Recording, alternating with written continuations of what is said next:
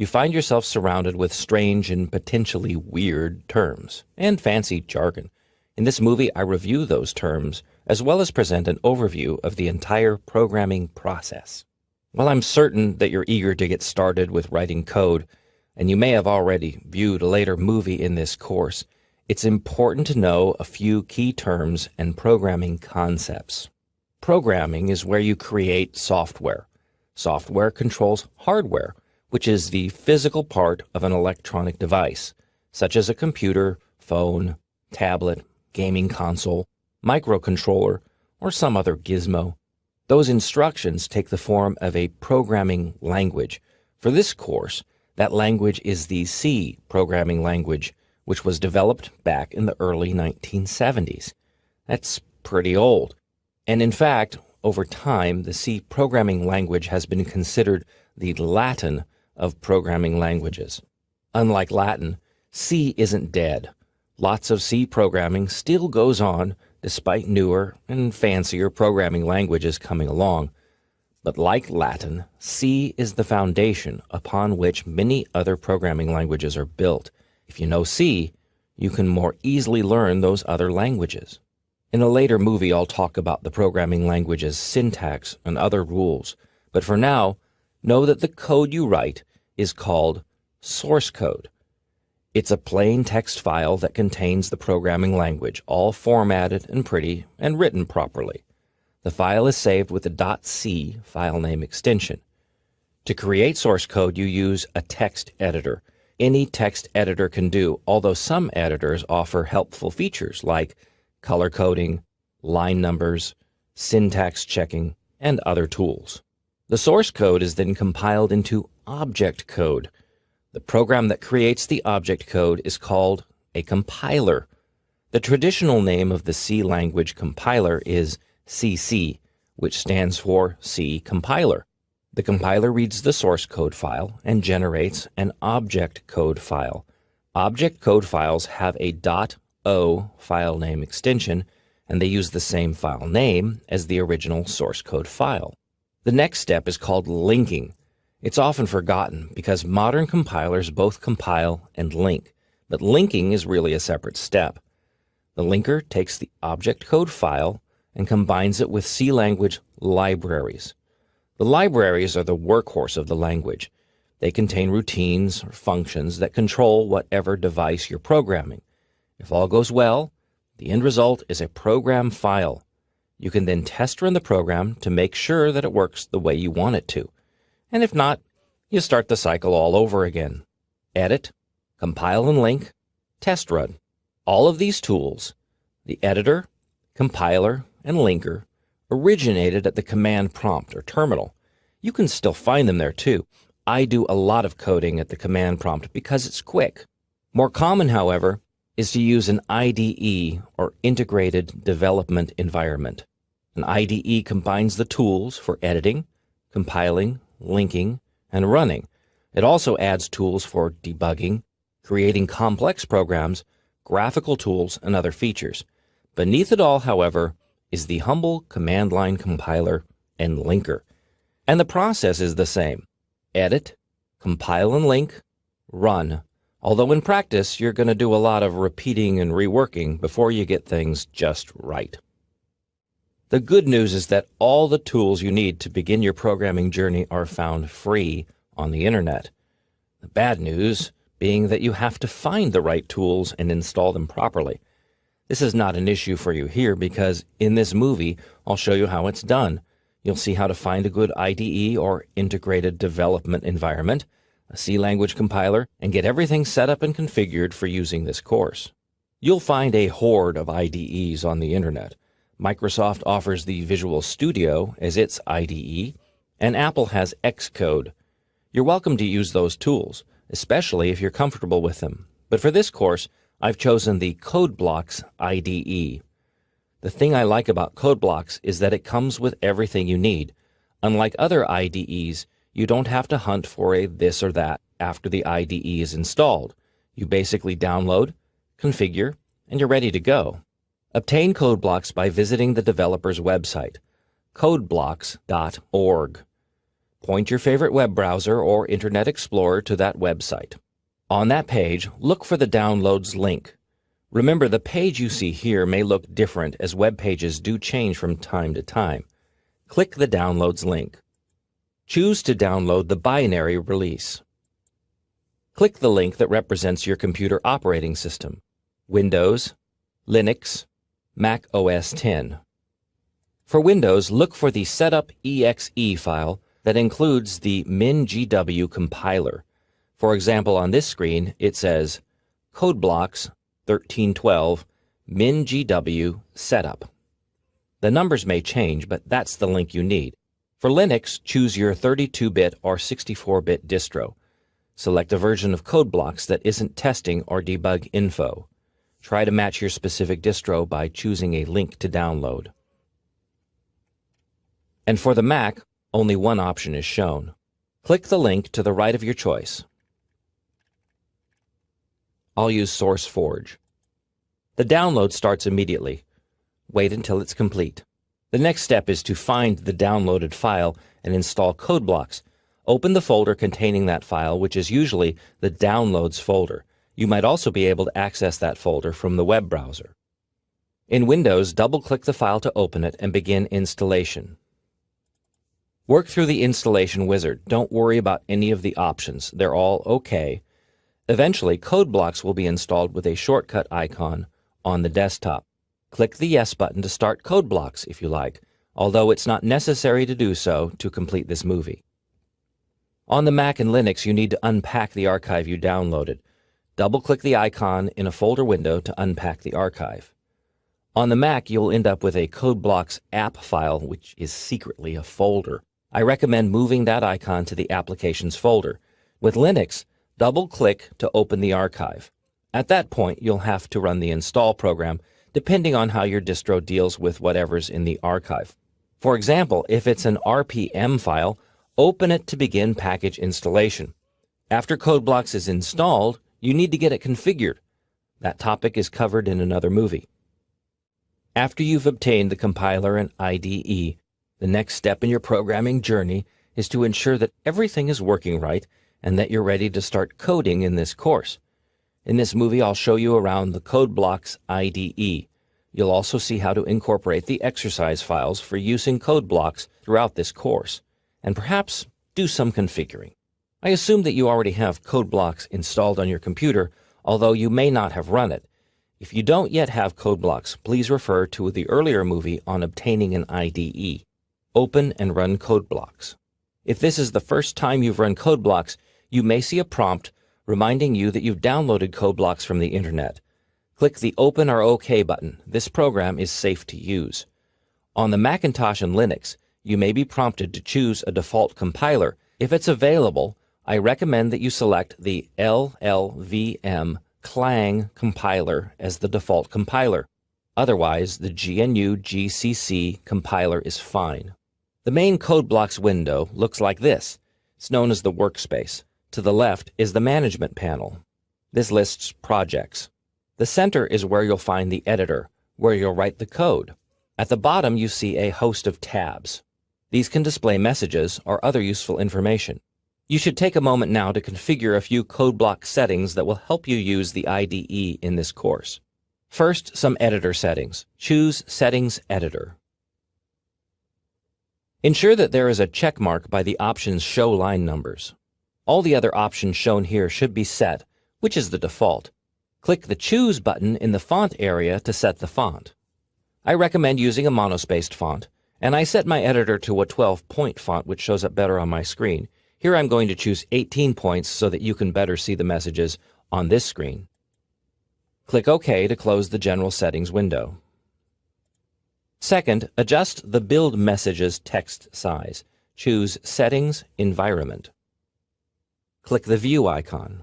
Set the Message Logs font size value to 10 or 12, which is better to see. Here I'm going to set it to 16 or 18, which is going to show up really well on this screen. Click OK. CodeBlocks is now configured for this course. You can quit CodeBlocks now if you like. When you quit, you may be notified that the perspective has changed. Go ahead and save the perspective and click in the little box so that you're not bothered with the message again. The next step is to set up the project files. Click the Exercise Files button on this page right up top to download the archive. Before expanding the archive, I recommend placing the exercise files into a specific location on your local storage system. Open a folder management window on your computer. Ensure that you're viewing your own personal folder, which is known as the Home folder in Unix or the User Profile folder in Windows. Do not use the Library folder system in Windows. Instead, click the address bar to visit your account's folder. If you have a C programming folder, navigate to it. Otherwise, create a new folder named C or C Programming. Expand the archive into this folder, or you can expand the archive in the Downloads folder and then move the resulting folder into the C Programming folder. I've already downloaded the files into the Exercise Files folder. Now I'll copy them over to the Programming folder. And there are all the files. Now you can delete the archive file you downloaded. There's no need to retain it. We're just going to work with the files here in the C Programming folder. Programming involves writing source code, compiling, and linking, which creates the program. You then test run the program to see how it works, or if it works. In this movie, I'll demonstrate that process in code blocks. You'll see how to set up and run a sample project. I'll also show you how to understand and fix problems by using the Code Blocks IDE. Start up Code Blocks if you haven't already. You need to see the Start page, and if you don't see it, choose View Start Page. Most of the work you do in Code Blocks is project-oriented. Projects can be anything from a small program to a massive online game. For this course, you'll be using the pre-written exercise files. But normally in Code Blocks, you create a project, typically by clicking the Create a New Project link. This step isn't needed in this course because, like I said, I've pre-written all the exercise files for you. But if you wanted to create a new project in Code Blocks, specifically one of the console applications demonstrated in this course, choose Console Application when starting a new project. Select the C language. Type in a name for the project and choose a folder, such as the exercise folder created in an earlier movie. On the Mac, ensure that the names don't have any spaces or the program can't be run from within Code Blocks. Choose Release Only and click Finish. Open the main C source file to begin editing. Although this is a complete program, it's presented as a skeleton. Otherwise, that's all you need to know about the Code Blocks Start page. Dismiss this project by right-clicking on it and choosing Close Project. In this course, you'll be incorporating pre-written source code files for use in the IDE. This saves you typing time, but it also saves you editing time from creating a new project and then editing that Code Blocks pre-written source code skeleton. To open one of this course's exercise files in Code Blocks, click the Open button on the toolbar.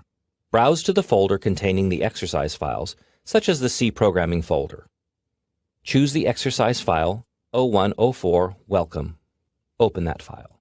There you see the source code. C code does not include line numbers, but the editor shows line numbers in this column. These are handy for reference in this course, but also for tracking down errors. And the source code itself appears here. The text is color-coded, which helps you recognize different parts of C, as well as spot errors when things aren't colored correctly. The next step after writing the source code is to compile and link. In Code Blocks, that step is combined into a single action called Build. To build your project, click the Build icon here. The action takes place at the bottom of the screen in the Build Log and then Build Messages tab. Yes, these errors are on purpose. I want you to see how the errors appear. Click the Build Log tab to review the specific messages. You see what's wrong, which may not make sense to you right now, but it will in the future. More importantly, you see a line number, line 5. In this case, line 5 is missing a double quote. In the editor, click here to add a double quote character. If you've done it correctly, then only the text in double quotes is colored blue, not the parentheses or semicolon at the end of the line. Save the file. Click the Build button again. And there's still an error. Click the message to locate the error in the code, or click the build log to see more specifics. Some compilers, such as Clang, are more specific about warnings and errors. At the end of line 6, type a semicolon. Save the file. Build. And no warnings, no errors. That's good. It's what you want to see. Now on the Macintosh, you may see a warning about option S. That's a linker error, and you can ignore it. Click the Run button to witness the program's brilliance. In Windows, the program runs in a command prompt window. On the Mac and Linux, a terminal window appears. In that window, you may also see any startup scripts you've written. Ignore that part of the output. Otherwise, what you see is the program's output, shown here as Welcome to the C language. Close the output window and return to code blocks. In Windows, press the Enter key. If the terminal window doesn't close in Unix, type the exit command and then press the Enter key. I recommend you do this, otherwise those terminal windows will stack up. You're now ready to move on to the next project. If you shut down code blocks, you may be asked whether or not you want to save the perspective. Click Yes. C is a language. Like all languages, it has its parts of speech, structure, and syntax. All this stuff is what makes a source code file so delightfully cryptic. But once you understand what's going on and why things are presented the way they are, it begins to make sense. In this movie, I introduce you to the C programming language. You'll understand the structure, what the main function does, and get to know C language keywords, functions, operators, variables, and values. In code blocks, click the New button and choose Empty File. You're now going to type source code. It's only one line, so type main, an empty set of parentheses, a space, a set of empty curly brackets or braces, and press the Enter key to end the line. Save the source code file. Click the Save button. If you need to, choose your C programming folder. Type the file name dummy.c. The source code file is created and saved. Click the Build button. The code does compile. What you see is the absolute minimum C program known as the dummy. All C source code must have the main function. This is where the program execution starts, and the contents of the main function are enclosed in curly brackets. Here, everything is empty, which is okay, although you might see a compiler warning which isn't critical. A program was created.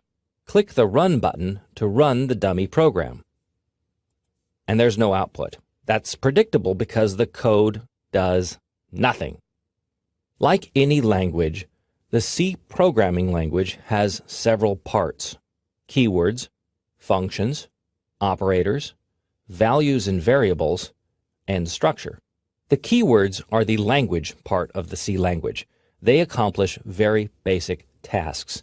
The good news is that, unlike English, which has tens of thousands of words, there are only 44 words in the C language. Don't freak out. In practice, you may only use about half of these keywords. The real workhorses of the C language are functions. What the keywords do is really basic. To do more in C, you rely upon a function. The functions are held in libraries. The linker's job is to combine the library with your program's object code, knitting the two together to make a program. To use a function in a program, you must incorporate a header file which defines the function. You'll see how that's done later in this movie. Operators are symbols used to manipulate data in the program. These include the traditional math operators, as well as a host of other special symbols. Values and variables are similar. Values include characters and numeric values. The numeric values are divided between integers or whole numbers and floating point values, which contain a decimal part or fraction, or which can be very, very large values or very, very small values. A variable, on the other hand, is a container for a value. Its contents can change or vary, which is why they're called variables. The values that go into variables are the same types of values you use directly in a program. All these pieces of the language must be used in a specific manner or order. That's the C language structure. The C language uses preprocessor directives to help control program flow. The main function is the first function executed in all C programs. It's required, as you saw earlier in the dummy example. Curly brackets are used to enclose a function's contents. Statements are like sentences in the C language. They can include C language keywords, functions, math, logical comparisons, and so on. Finally, comments are notes to yourself or other programmers, reminders, general information, or other items that are part of the source code but not compiled. Now that you know a bit of the background, let me help you put it to use by completing the dummy program. Return to the dummy source code in the IDE's editor. The main function is defined as an integer function. That means it returns an integer value to the operating system. Therefore, some editing is necessary. In your editor, type the C language keyword int before the word main. Ensure that a space separates both. Now I'm going to clean up the curly brackets, which I prefer to put each on a line by itself. Now I'm going to add a statement to the main function. See how the editor automatically indents the line? That's the traditional way C code is formatted. Type the word return and a number. I'll let you pick any number, although it must be an integer. I'll type 3. You can type the number in parentheses, as I've done here, or you can just specify the value. If so, you need to put a space between return and the value. Type a semicolon to end the statement. Save. Build. As long as your code looks like mine, no errors or warnings appear. Run. On the Mac or Linux, you may see no output other than the build log, and it says the program terminated with status 0. On the PC, the terminal window shows you the return value. I'm going to fix the font to make it a little more readable. Here you see the process returned 3, which is the integer value I specified in the return statement. To add output to the dummy program, you need to use an output function. C language keywords don't output anything. They're just basic vocabulary, words like return and int. As an example of an output function, you can use puts, which sends text to the standard output device. In this case, it's the terminal window. Program code in the C language is read top-down. Because the return statement ends the main function, I'll add the puts function at line 3 by inserting a new line into the editor. In the puts function's parentheses, you place a string of text, which consists of characters snuggled between double quotes. I'll type, "I am no longer a dummy." Save the source code. Build. Whoops, I forgot the semicolon. That happens, so get used to it. Add the semicolon to the end of the puts function at line 3. Save. Build. And you may see a warning. Even if you don't, you need to know that the puts function requires a definition before it can be used. Otherwise, the compiler becomes confused. The definition is held in the standard I/O header file. You must include that header file in your source code by using the include preprocessor directive. Insert a line at the top of the source code. Type hash include angle bracket stdio.h angle bracket, and add another line for readability. This preprocessor directive includes the definition for the puts function. Save. This time, click the build and run icon, which is 2 steps in one. No warnings, no errors, good. And there's the output. If this is your first C program, then congratulations. The best way to get started on your programming journey is to write some simple programs that are easy to understand and change. To handle that task, it helps to know the basics of input and output, or I/O. In this movie, I introduce you to the concept of I/O and how that plays into programming. You'll get to explore some basic I/O functions and use one of those functions to create tiny programs that output interesting text. A program has to do something. That something involves taking input and generating output. This is how a typical C program works. It's a machine that does something to input and then generates output. If the program doesn't do anything, then it's basically plumbing. What comes in goes out. The C library offers a host of output functions. Of the lot, these 3 are the most popular. They are pronounced: printf, putcar, and puts. Each function is designed to send one or more characters to the standard output device, which is the screen or terminal window. The puts function puts or sends a string of text to standard output. Puts is put string, and a string is a collection of characters enclosed in double quotes. This function is defined in the stdio header file, which is included at line 1. In the exercise source code, I've specified the puts function but omitted the string. Your job is to type the string, so click the mouse amidst the parentheses and type the string argument for the puts function. Type a double quote. The editor automatically supplies the closing quote. Type some text. If the editor doesn't supply the closing quote, you must type it. Otherwise, the compiler doesn't see the end of the string and an ugly error is generated. You can also type the quote even if it's supplied and the editor is smart enough not to double up. The string is highlighted in blue. Save, build and run. There's the output, exactly as you typed. Your challenge is to add another puts function to the existing source code. Have that function output a line of text before line 5. What the text says is up to you. This should take you about 3 minutes to complete. Welcome back. I'm going to show you how I would solve this puzzle, which is one way of doing it. I'm going to add my puts function here. There's no need to add a second stdio header file for the second puts function. One is all you need for all the functions defined there. And you can type a single quote within a pair of double quotes. That's not a problem. Remember to end the statement with a semicolon. Save, build and run. Note the order. The program runs top down. The two puts statements execute in sequence. The program ends with a return statement, which returns control back to the operating system. The closing curly bracket merely marks the end of the main function. I'd like to add a comment to the source code. This is text that doesn't compile. Instead, it's intended as a note for the programmer, a reminder, or just general information. Insert a new line at the top of your source code file. Type /*.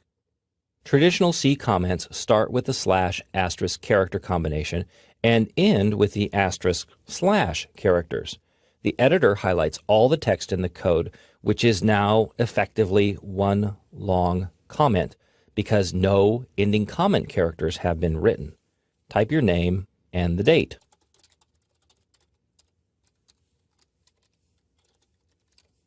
Type */ to end the comment. Comments aren't compiled, and you can prove it. Save the changes, build and run, and the output is the same. A second type of comment uses 2 slashes at the start of a line. You can use this comment to disable a statement in the code, which happens a lot when you're hunting down bugs or trying to fix something.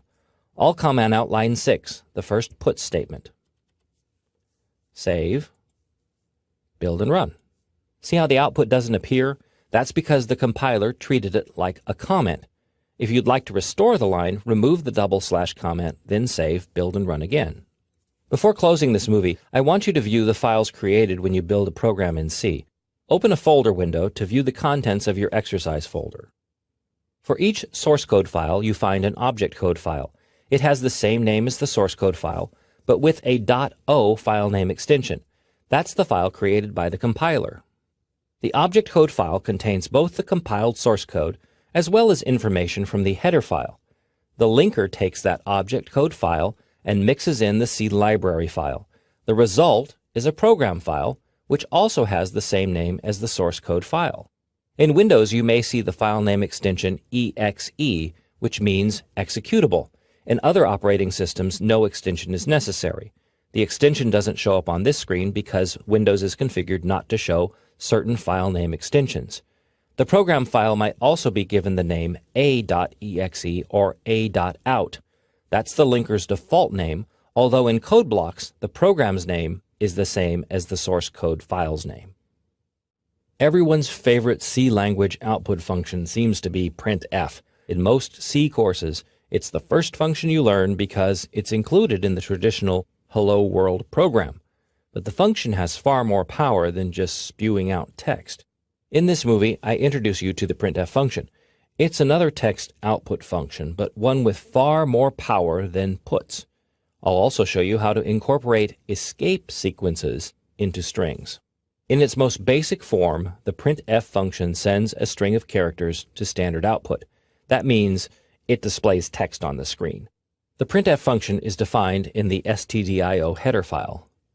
The printf function is used twice in this code, in lines 5 and 6. In this mode, printf works a lot like the puts function. The argument for printf is a single string held between the function's parentheses. The string is enclosed in double quotes. Build and run this code. The program doesn't err. The output is as it should be. Unlike puts, however, the printf function doesn't add a new line character at the end of the string. Yes, even though two statements are used on two lines of code, the output is one long string. To add the new line, which is like pressing the Enter key at the end of a line, you must specify an escape character. Edit line 5 to insert a backslash and a little n before the ending double quote. In some editors, the backslash n appears in a different color, showing that it's special. Save the changes, build and run. Now you see two lines output. Your challenge is to add the new line escape character at the end of the printf function in line 6. This should take you less than 3 minutes. And here's the solution. There's the new line escape character at the end of the statement. Save, build and run, and the output looks a lot better. Some characters you just can't put into a string. To sneak around this limitation, you use escape characters. In the C language, a string is a bunch of characters held between two double quotes. Everything between the double quotes counts, but sometimes you can't type a character, such as the Enter key. For example, if you wanted to put the Enter key press here and create a new line of text, the result would be two lines in the editor, not the output. The solution is to use the new line character in the string. It's an escape character, which means it starts with a backslash. That's followed by n for new line. Together, the backslash n is interpreted as one character, a new line, and it's generated when the string is output. The C language uses about a dozen escape characters, also known as escape sequences. The most common are new line, tab, single quote, double quote, and if you really need to display a backslash character, you must escape it as well. As a challenge exercise, I want you to create a new source code file saved under the name blorf.c. Use a single printf statement to generate the output you see here.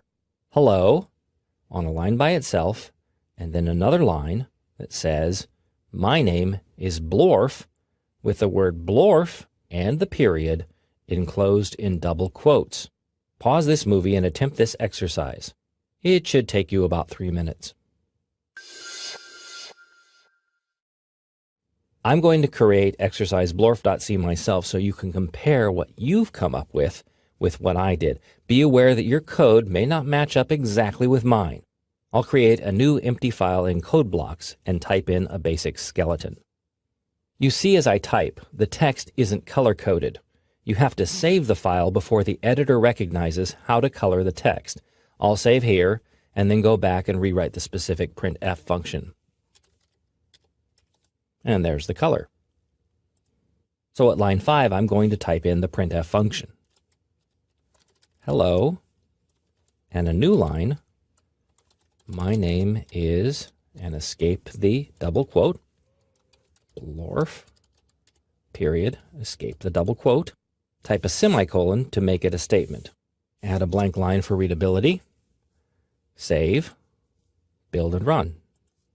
There's the output as requested, a single printf function that output 2 lines of text. And if you thought to add another new line at the end of the string, you get bonus points. Otherwise, the output looks kind of scrunchy. By the way, if you don't want to use double quotes, you can use single quotes instead. In line 5, I'll edit to remove the double quotes and replace them with single quotes, because single quotes in a string don't need to be escaped. Many programmers find this method easier to use. A value is typically numeric, although it doesn't have to be. In your code, you can specify values such as 3, 5, or even 100 million. The printf function can be used to display those values, providing you know about something called a placeholder. In this movie, I continue exploration of the printf function. I show you how placeholders can be used to display values, not only numbers, but strings and individual characters as well. To view values in action, you can use the printf function, but you have to take that function up a notch. The printf statement at line 5 generates output that would have you believe the number 27 was a value, but it's not. It's part of a string, just the characters 2 and 7. To specify a value, you need to do two things. First, you must place a value into the code, in this case, the number 27. Second, you must direct the printf function to display that value. Edit line 5 to replace the characters 2 and 7 with %d. In some editors, you may see the %d highlighted. That's because it's a special symbol for the printf function. It's a placeholder. In this case, a placeholder for an integer value, a whole number. Place a comma after the string and add a second argument to the printf function, the value 27. Note how the value is shown in its own color. The printf function now has two arguments. The first is called the formatting string. It contains one placeholder, %d. Matching that placeholder is the second argument, the integer value 27. Save, build, and run. In this output, the 27 represents the value 27. Its output is text, of course, but inside the program, it's a number and not text. Copy line 5 and paste it in as line 6. Change the value to 29. Save, build, and run. Two lines are output. The same placeholder is used in both printf functions, but because a different value is specified, that new value is output for the second statement. The %d placeholder is just that. It holds the place of another argument. In fact, you can specify multiple placeholders providing that you have arguments to match. Type a new line 7 that reads printf, and here are the values %d, %d, and %d, new line, close quote, comma, 51, 52, 53. Remember the semicolon to end a statement. Save this modification, build and run. You can even do math in a printf function, although it's the C language that does the math, not the printf function. Open exercise file value2. Here you see an immediate value specified in the printf statement, but math isn't always going to be that simple. Replace the 4 with the equation 2 plus 2. Save, build and run. The program makes the calculation for you. It adds 2 and 2. The result is fetched from the %d placeholder in the printf statement. Now replace the equation in line 5 with this. 278 times 956. On a computer, the asterisk is used as the multiplication operator. I'll officially introduce that as well as other math concepts in a later movie. Change the format string as well, replacing 2 plus 2 with 278 times 956. And who knows what that value is? Well, save, build and run. And apparently the result is 265,768. Neato. The printf statement employs a swath of placeholders, each for a specific type of value. Here is a partial list showing some of the more common placeholders. It helps to know about the different types of values in the C language before you can use each of these, as well as understand the whole lot of them that aren't shown. Also, even then, the placeholders have options that I'll get into in a later movie.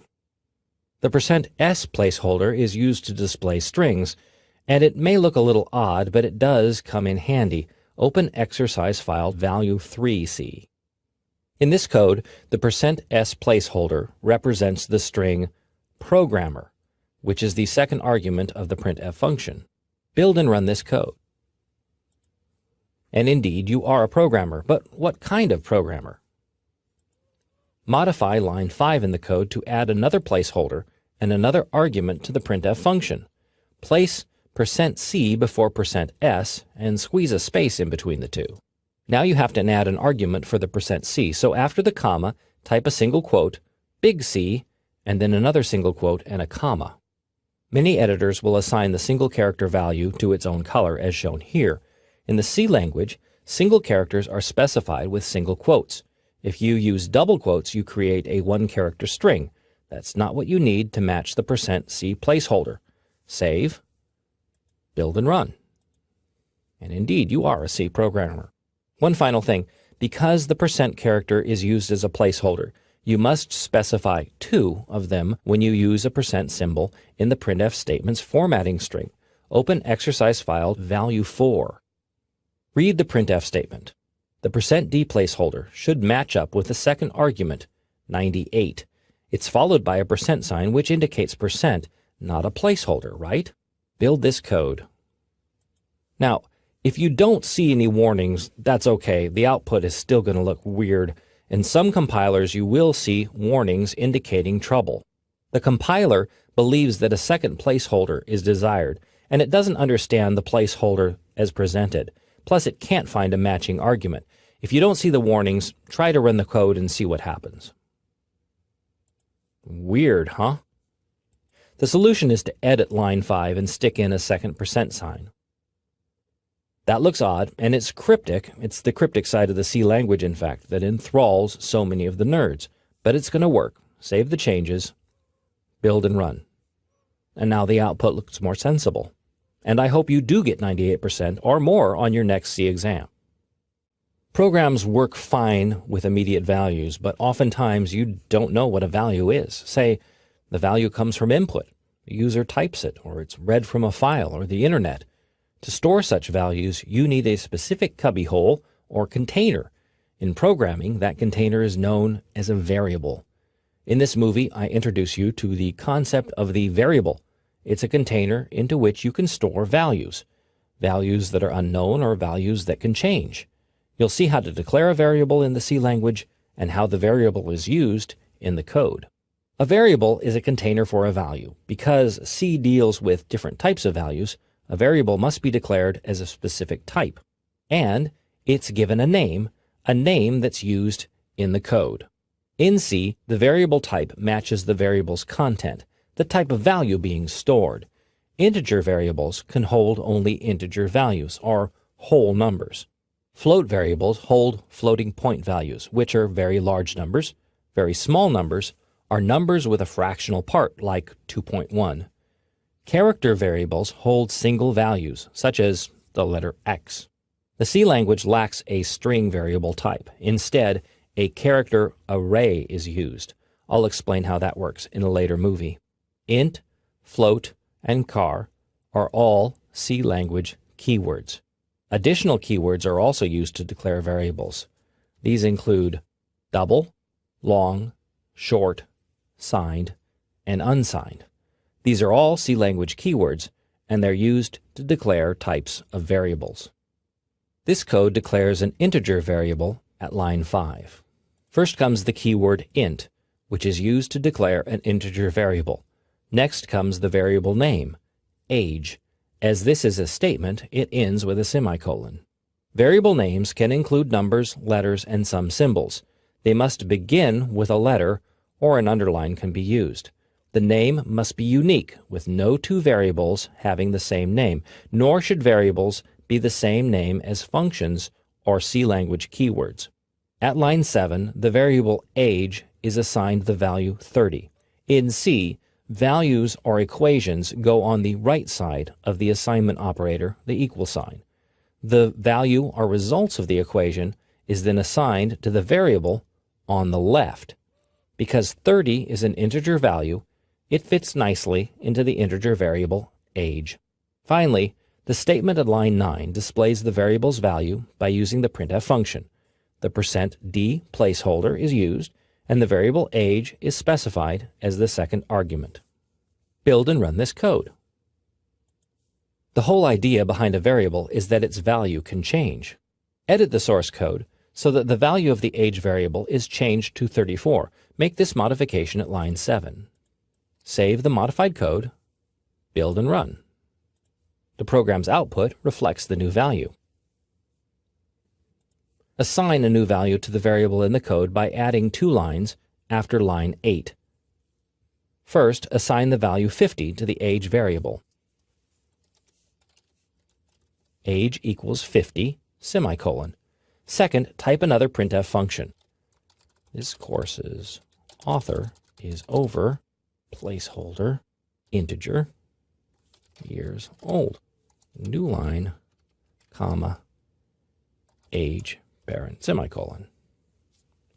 Save this change, build and run. See how the age variable is used twice to hold 2 different integer values. On your own, you can change this code once more. This time you can assign your own age to the age variable and simply add a printf statement to say how old you are. You can do this on your own later. Math can also be performed using variables. Open exercise variable 2. In line 7, the value 32 is assigned to the integer variable age. Edit the value to reflect your own age in years. The printf function at line 8 uses 2 statements, a string and an integer variable. The string is an immediate value. Change the name Dan to your own name, unless your name is also Dan. You don't need to guess how many months you have, because that value is calculated as the argument in the printf function at line 9. Save, build and run. Of course, the month's value displayed is an approximation unless today is your birthday. In that case, happy birthday. The int is really one variable type. Another common type is the char, or character variable. Open exercise variable 3. Here 3 character variables are declared, x, y, and z. You can declare multiple variables of the same type on a single line. Each variable name must be separated by a comma. Lines 7 through 9 assign the variables characters. Single quotes are used. Then the values are displayed with the printf function at line 11. Build this code to run the program. Just as you can change integer variables, you can change character variables. You can even do math. Edit line 8 to read y equals x plus 1, and line 9 to read z equals y plus 1. Save, build and run. The output is the same. Instead of assigning immediate values to variables y and z, you did a little character math. Adding 1 to the value of character A gives you a B, and adding 1 to B gives you a C. The final variable type I'd like to introduce is the float. It holds very large values, very small values, or any value with a fractional part. Open exercise variable 4C. The float variable pi is declared at line 5. At line 7, a calculation is made and the result is assigned to variable pi. The calculation uses floating point values. By adding a .0 to 22 and 7, the compiler assumes that you need floating point values and treats them as such. Otherwise, integers would be used, and the result would be wrong. So, when you use a floating point whole number, remember to add the .0. Line 8 sends the result to standard output. The %f placeholder is used to represent floating point values in a printf statement. Build and run the code. The value generated for pi is accurate down to the hundredths place, which is okay for quite a few things in antiquity, but not acceptable for modern calculations. Programs are known for both input and output.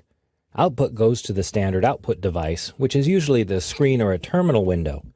Input comes from the standard input device, which is normally the keyboard. In this movie, I explore input and output concepts. These involve character I/O, which is the reading of single characters, as well as the output of a single character. I'll also touch upon the concept of stream input and output. The 2 most common C language character I/O functions are getChar and putChar. That's how I pronounce them. getChar fetches a character from standard input, Putchar sends a character to standard output. Both of these functions require the inclusion of the standard I/O header file stdio.h for their prototypes and such. Although they are character functions, they work with integer values. Yes, that's weird, but so are so many things in the C language. In fact, you may find yourself frequently using char variables with these functions. When you do, the compiler may gently warn you about the mistake. Finally, these functions are stream-oriented, which is something I'll explain later in the movie. Integer variable c is declared at line 5. It's used with the getChar function at line 8, storing a single character from the input stream. In this example, that would be a character typed at the keyboard. The character is displayed at line 9. The int variable c is used, but the character placeholder %c is specified. This ensures that the character is displayed, not its code value. Build and run the code. Note that the prompt keeps the cursor on the same line, and I added a space to make it more readable. Type a letter such as a big Z and press enter. Ta-da! Modify the code so that the putchar function outputs the character you typed. To do that, you need to split the printf function in two. So I'm going to go ahead and edit it to where it says you typed, and notice I'll keep that single quote right there. Close the string, parentheses, and make it a statement with a semicolon. Then I'll add putchar on the following line, and then display the rest of the string by using printf. But the argument c is no longer needed. Instead, it appears up here in the putchar function where it's output directly. Save the source code file. This solution provides for the putchar function to generate output, but it also makes the code longer and less readable. That's actually okay in C, and you'll discover that the output is unchanged. Build and run. This time I'm going to type an X, and the output looks the same. You can also use the putchar function with immediate values. At this point in the code, the statement at line 11 really just outputs 3 characters, the single quote, period, and a new line. I could change line 11 to read putchar, paren, single quote, backslash, single quote, another single quote. That looks odd, but you have to escape the single quote character or the compiler becomes confused. Escape characters are covered in an earlier movie. A second putchar function would display the period. The final putchar function would display the escape sequence, which is specified in the original printf function as a new line. Oops, gotta fix that. We're gonna get in trouble.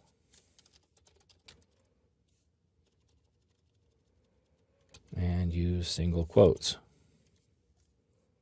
So we have 3 putchar functions instead of a single printf function that displayed a 3-character string. Save these changes, build and run. And the output is the same. Open exercise file char.io2. Here, 2 getChar functions fetch 2 characters. These characters are then displayed by using a sequence of printf and putchar functions. Build and run the code. I'm going to type an M and an N and press enter. The 2 characters are stored in int variables A and B and then displayed. You'll note that the getChar functions do not pause and wait for input. They simply look for all input coming from the standard input device, like a stream of characters flowing out of a hose. To demonstrate this phenomenon, run the program again. Just type Z and press enter. The weird output you see is the code displaying the new line character, which was stored in variable B. Run the code again. This time, type several letters and then press the enter key. A, B, C, D, E. The entire stream of characters A through E on my screen were fed into the program via standard input. The getChar function read only the first 2, but my input persisted until I pressed the enter key. The stream input could also be demonstrated by examining exercise char.io3. Here, it looks like 1 character is fetched by getChar, then immediately displayed by putchar. That's logical because C programs run top-down, and they do. And that's exactly what happens in this program, but it's not what you see when the code runs. Build and run. Type A, B, C, or any other 3 letters and press the Enter key.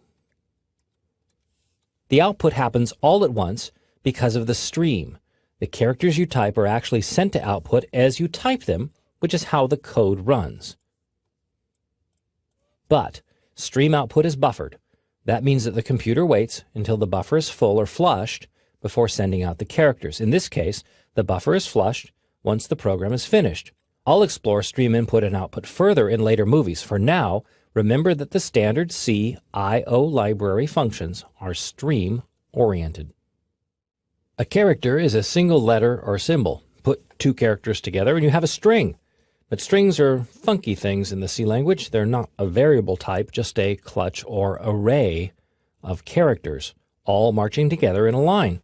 In this movie, I introduce you to the string.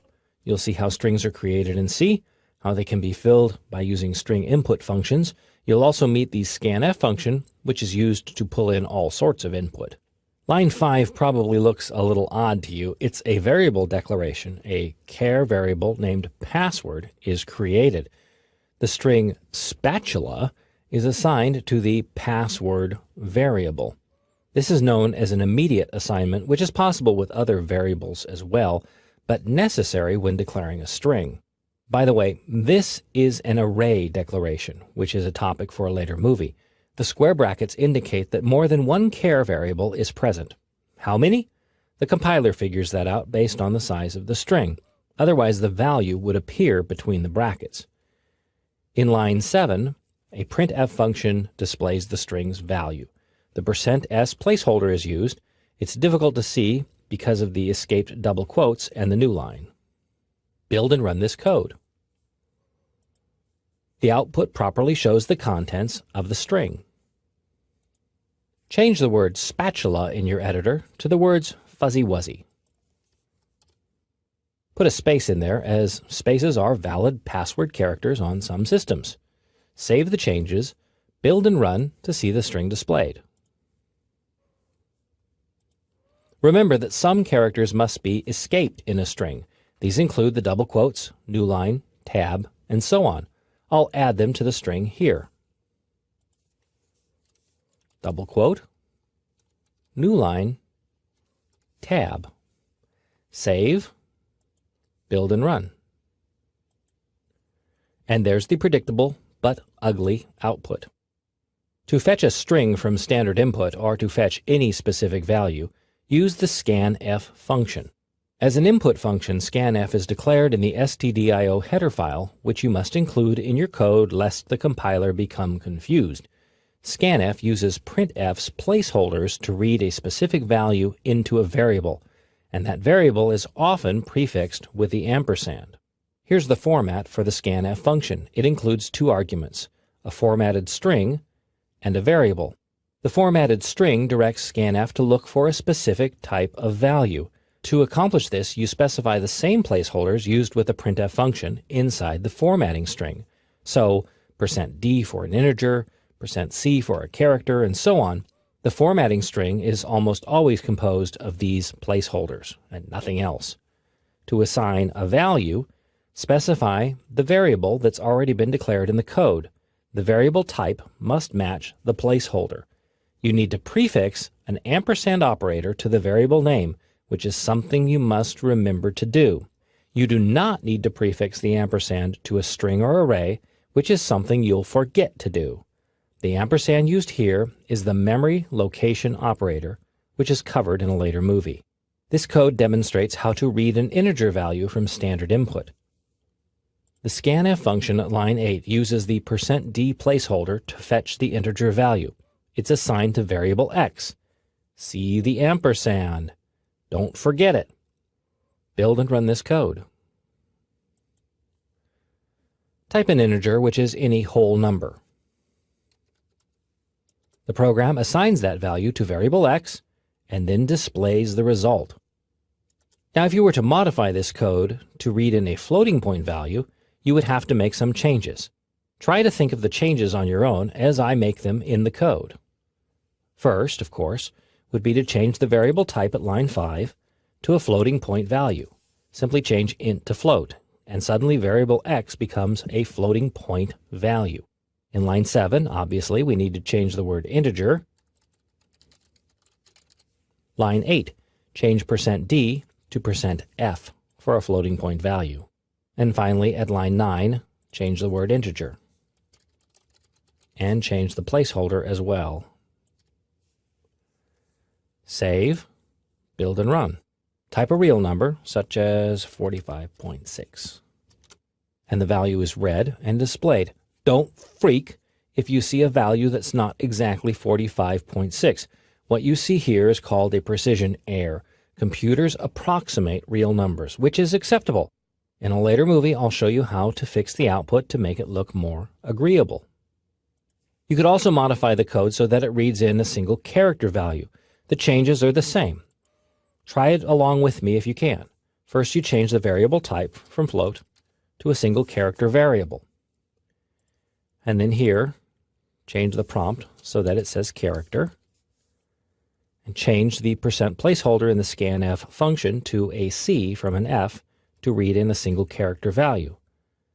Change the prompt here. And the placeholder. With variable x being a character variable, you need the %c placeholders to read in the proper values. Save the changes, build and run. And I'm going to type the mysterious character x. You can also use the scanf function to read in strings, but you'll find some peculiarities in this operation.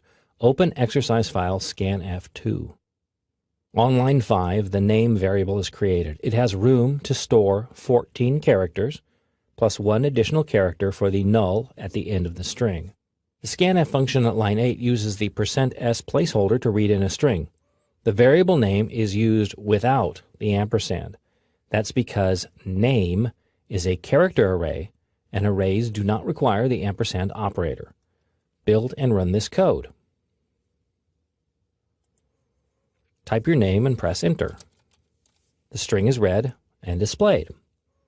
And now for the peculiarities. Run the program again. This time, assume that your name is Jerry Bob, which is 2 words.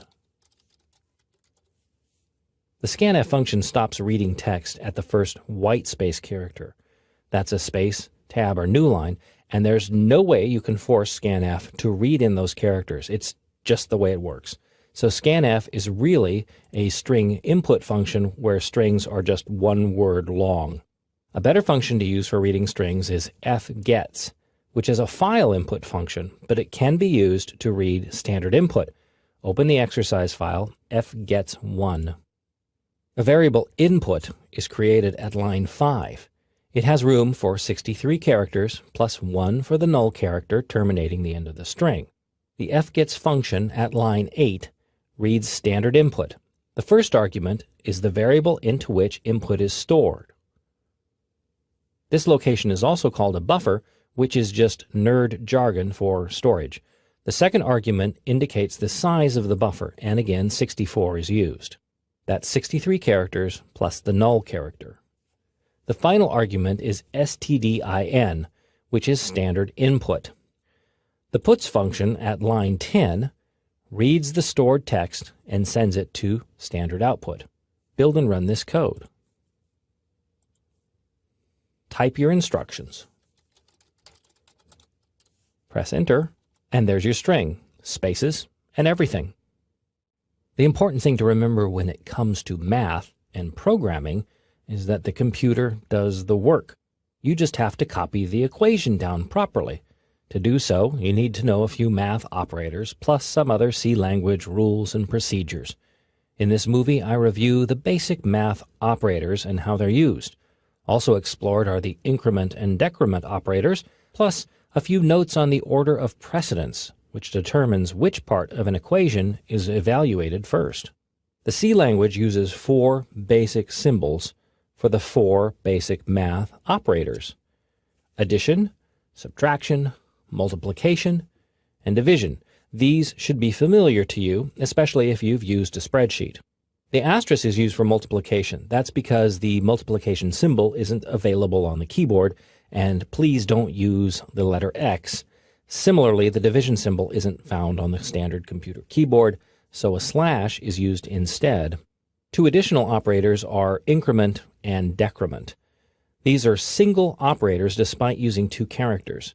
These operators serve a useful purpose when dealing with loops, which is a topic covered in a later movie. And in C, the calculation goes on the right. The result is then assigned to a variable on the left, or the result can be used immediately, as in the printf function shown here. Two variables are declared, a and b. In line 6, I've preset the value of variable b to 5. The scanf function at line 9 reads in an integer value, storing it in variable a. Then the printf function displays both values a and b as well as their sum. The math equation is the third argument in the printf function. Build and run. Type in a value to see the sum of that value and 5. To change addition to subtraction, you need to make only one modification. Look at the code for a second and see if you can spot the place where that modification would take place. Here's where it would, right here. This is the equation. To change addition to subtraction, simply change the operator. And change it here in the display string, just so that it makes sense when you run the code. Save, build and run. You'll notice that negative values are calculated as well. If you wanted to try multiplication, again, you need to only change the operator. Look at the code and figure out on your own where that change would take place. Again, it takes place in the printf statement at line 10. Change the minus operator to multiplication, and in the display string as well. Save, build and run. The final modification, as you've probably guessed, is division. But division can be tricky, especially with integer values. Let me show you. I'll change the print statement to reflect division. It's the only change I'm going to make.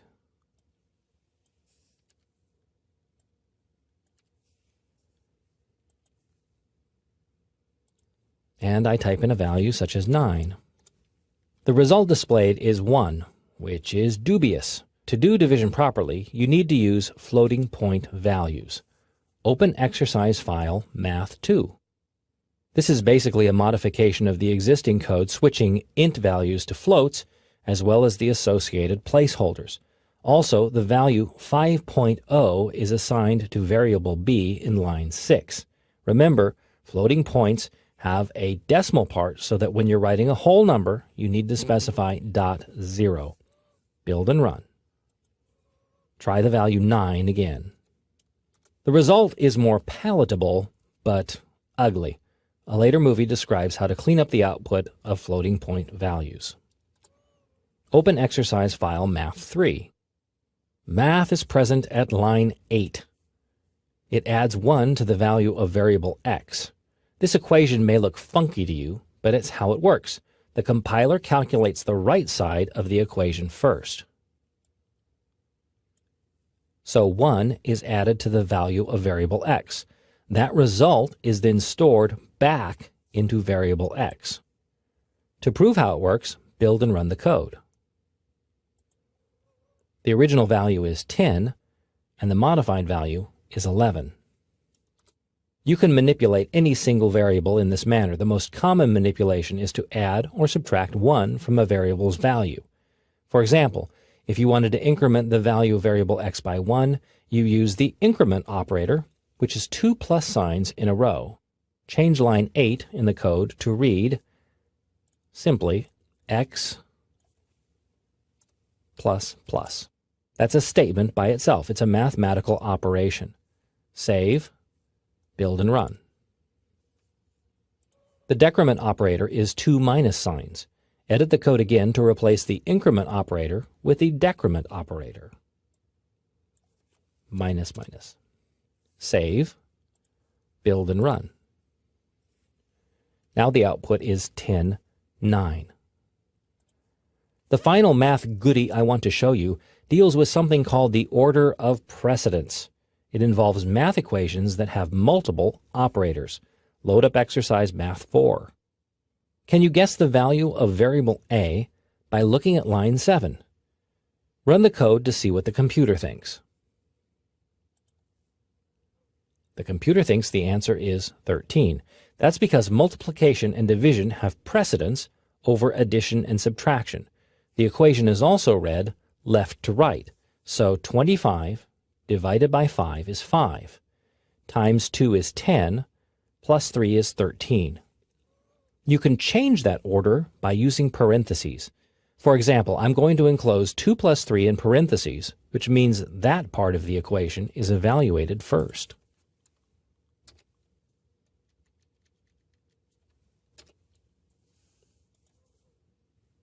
Save, build, and run. Now the answer is 25. 2 plus 3 is 5. 25 divided by 5 is 5. Times 5 is 25. Now I'll add more parentheses. Remember to match them up. Save, build, and run. Now the answer is 1. That's because 2 plus 3 is 5. 5 times 5 is 25, and 25 divided by 25 is 1.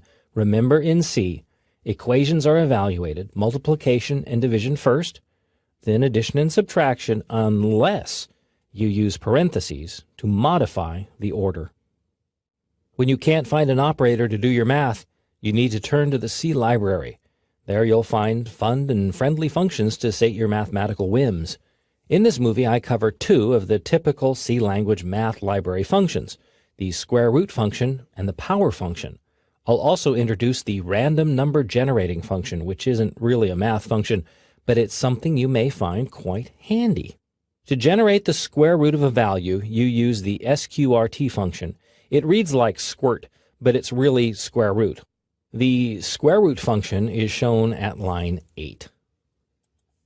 It requires the math.h header file, which is included at line 2. The function swallows a floating point value, specified as 2.0. It returns the square root as a floating point value, which is saved in the float variable r. The printf function at line 10 displays the results. Build and run the code. And now you know the square root of 2, or any other value you specify in the code. Another math function worthy of note is the pow function, which is short for power. The C language lacks a power operator, which is common in other programming languages, but the pow function is far more versatile. Open the pow file. The pow function appears at line 8. It also requires the math.h header file as shown at line 2. The pow function uses 2 arguments, both floating point values. The first is the base. The second is the exponent. So here, 2 is being raised to the 8th power. The result is saved in floating point variable p, and then it's printed in line 10. Build and run.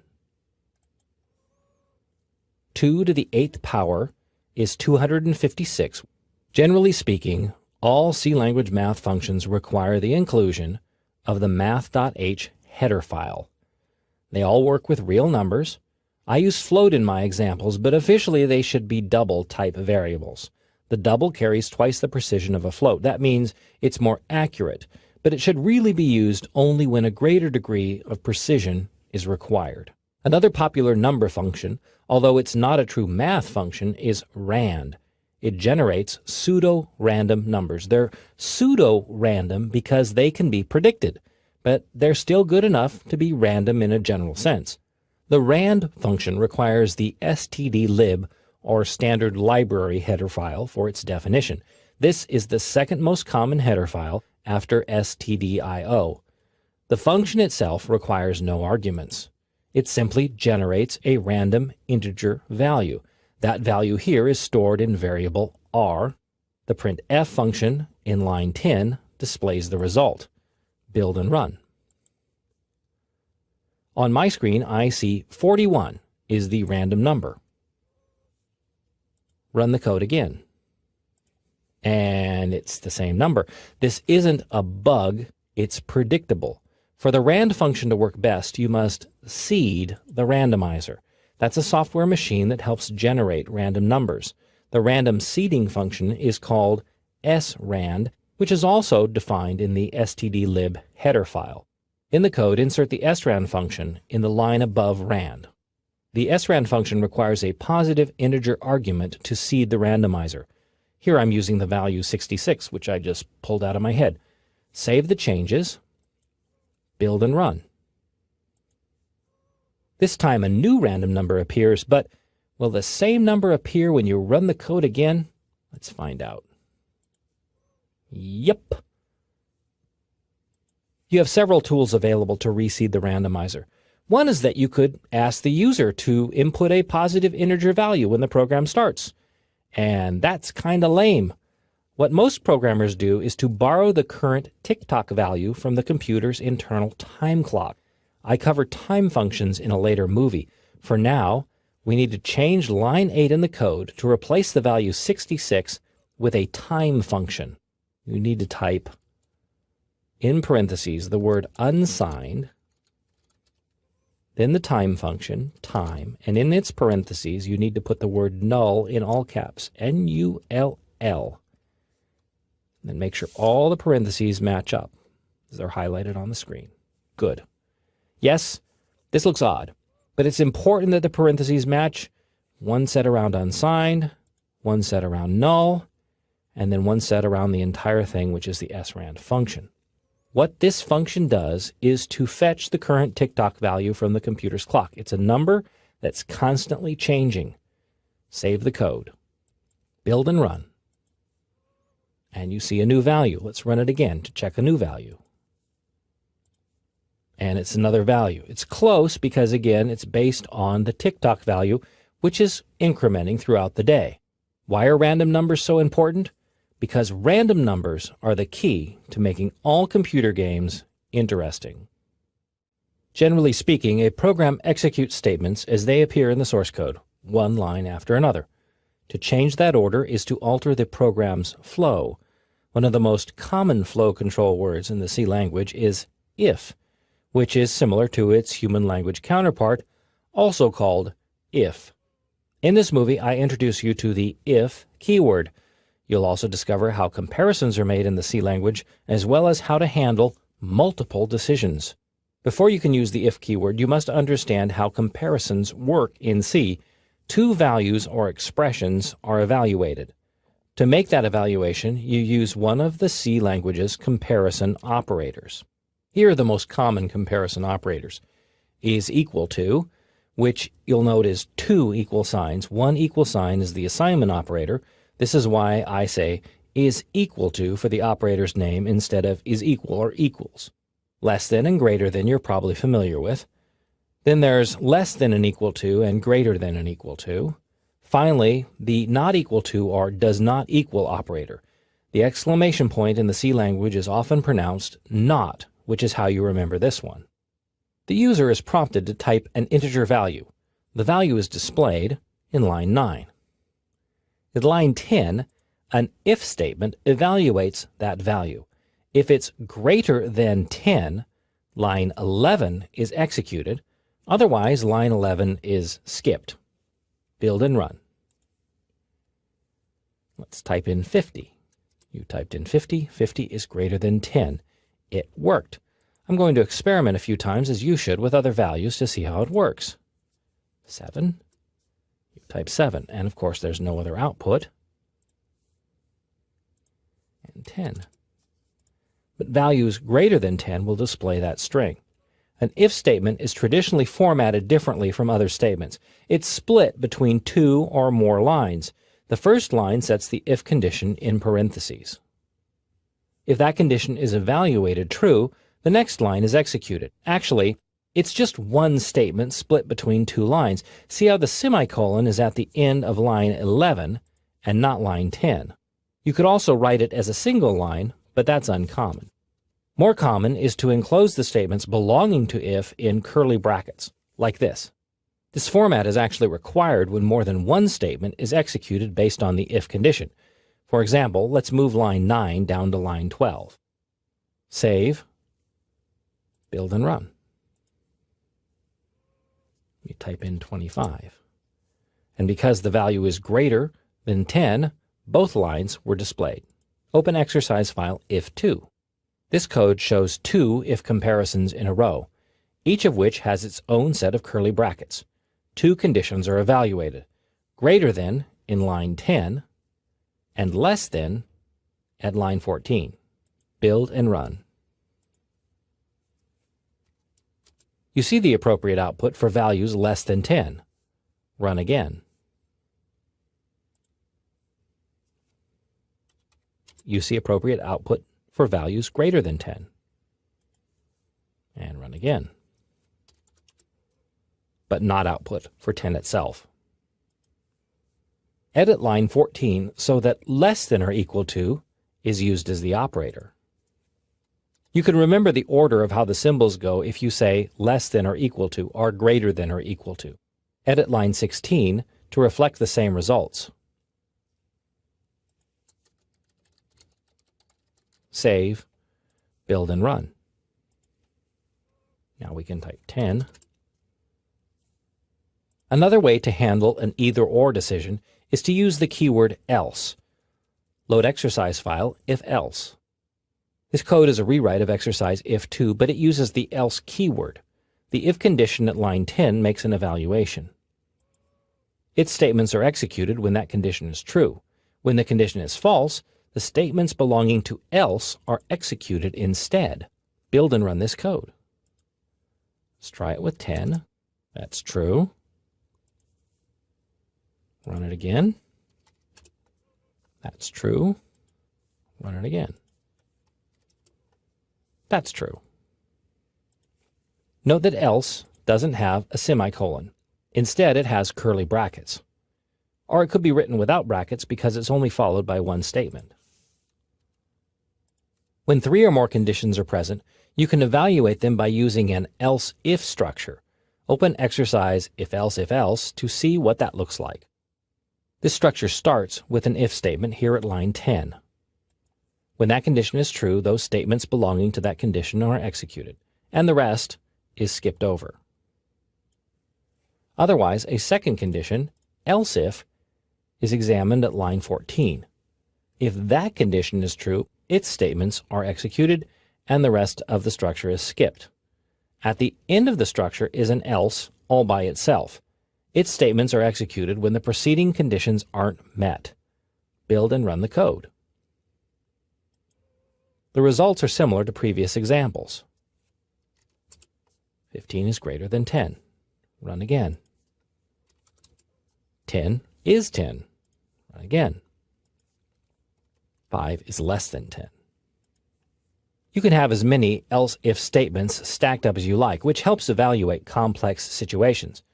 Finally, a reminder, the if, else-if, and else keywords are generally not immediately followed by a semicolon. In the C language, a semicolon by itself is a statement. When one lingers after an if evaluation, the compiler believes that the semicolon is the statement, and that not anything follows it. This is a common mistake. Load exercise if3. Build and run. Well, obviously, -5 is not a positive number. Now, if you're using the Clang compiler, you can click on the Build Log tab and review a specific error message. Other compilers may not be as smart. To fix the problem, simply remove the semicolon dangling at the end of line 7. Save. Build and run. No output means that the -5 fails the condition. Remember, the semicolon goes after the statement, not the parentheses that hold if's condition. The C language lets you handle complex decisions by stacking a bunch of if-else conditions. Sometimes that structure can get a bit unwieldy.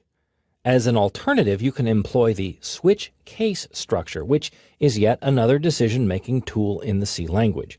In this movie, I introduce the switch case structure. You'll see how it's constructed, how it can handle multiple decisions, plus I'll demonstrate a few tricks.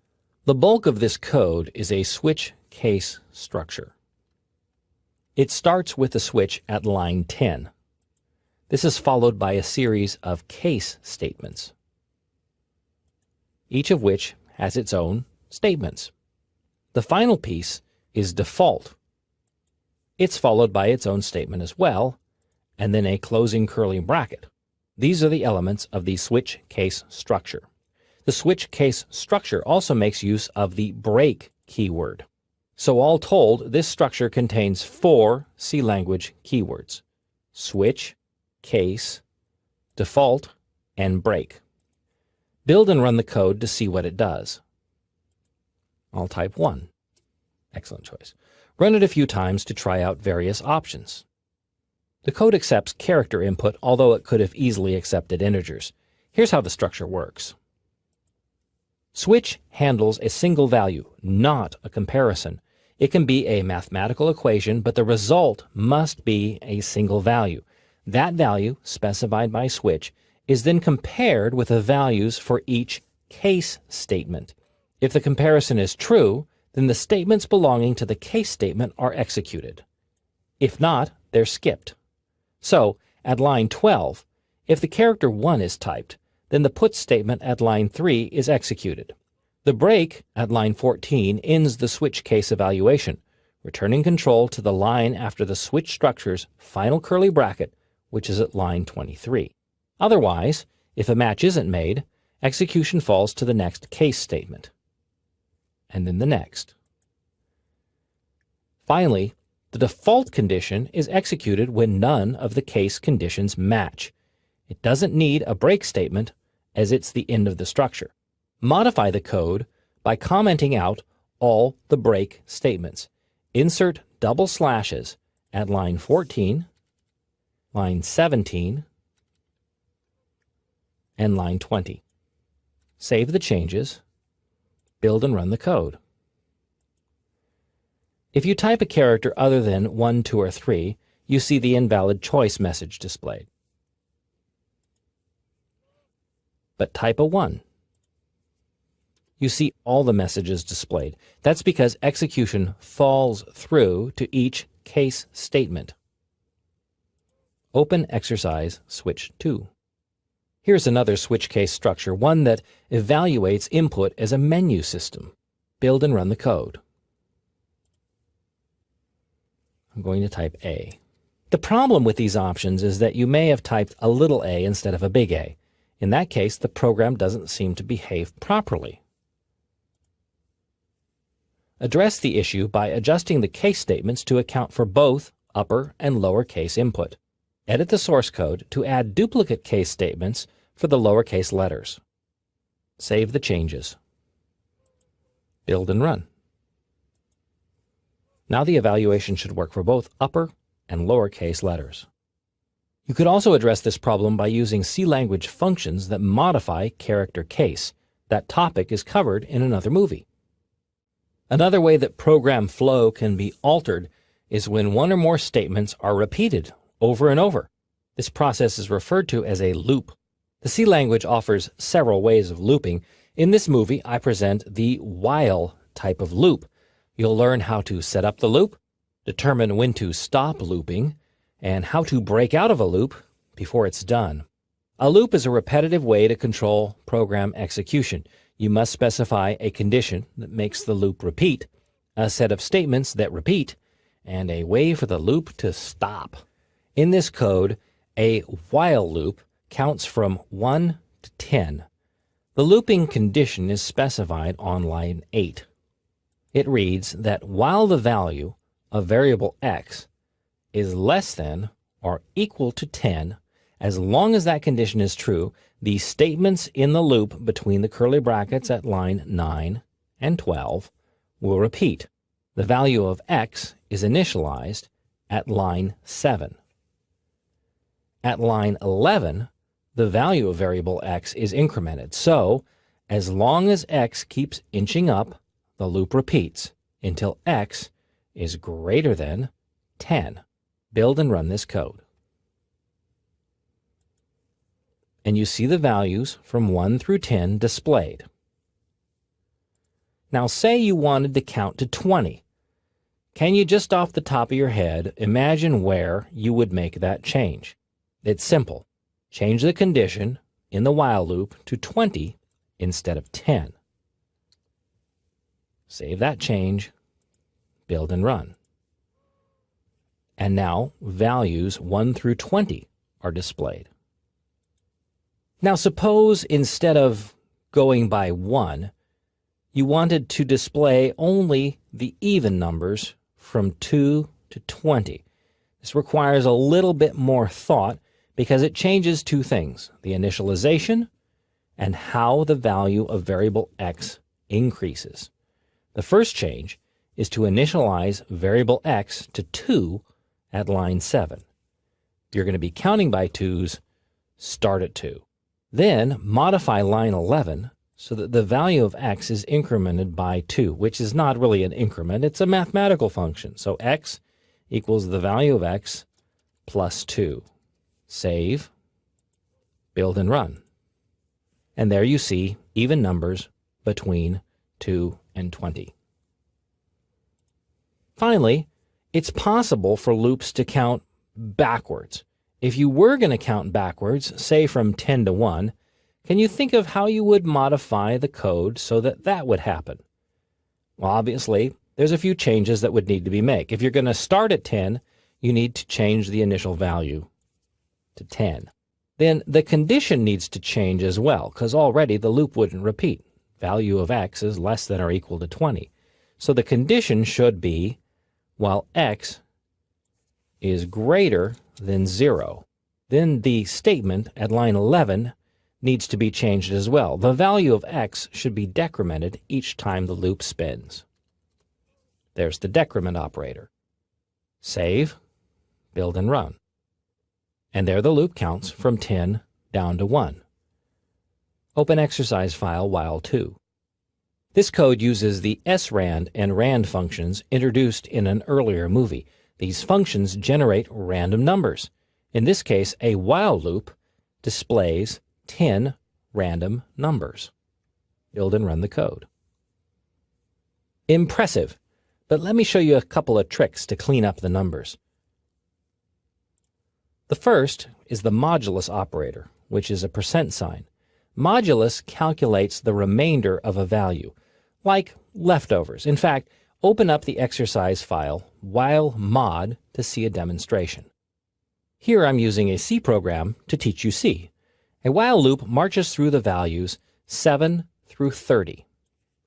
It shows you how the modulus operator affects each of those values. Build and run the code. The modulus operator gives you a remainder.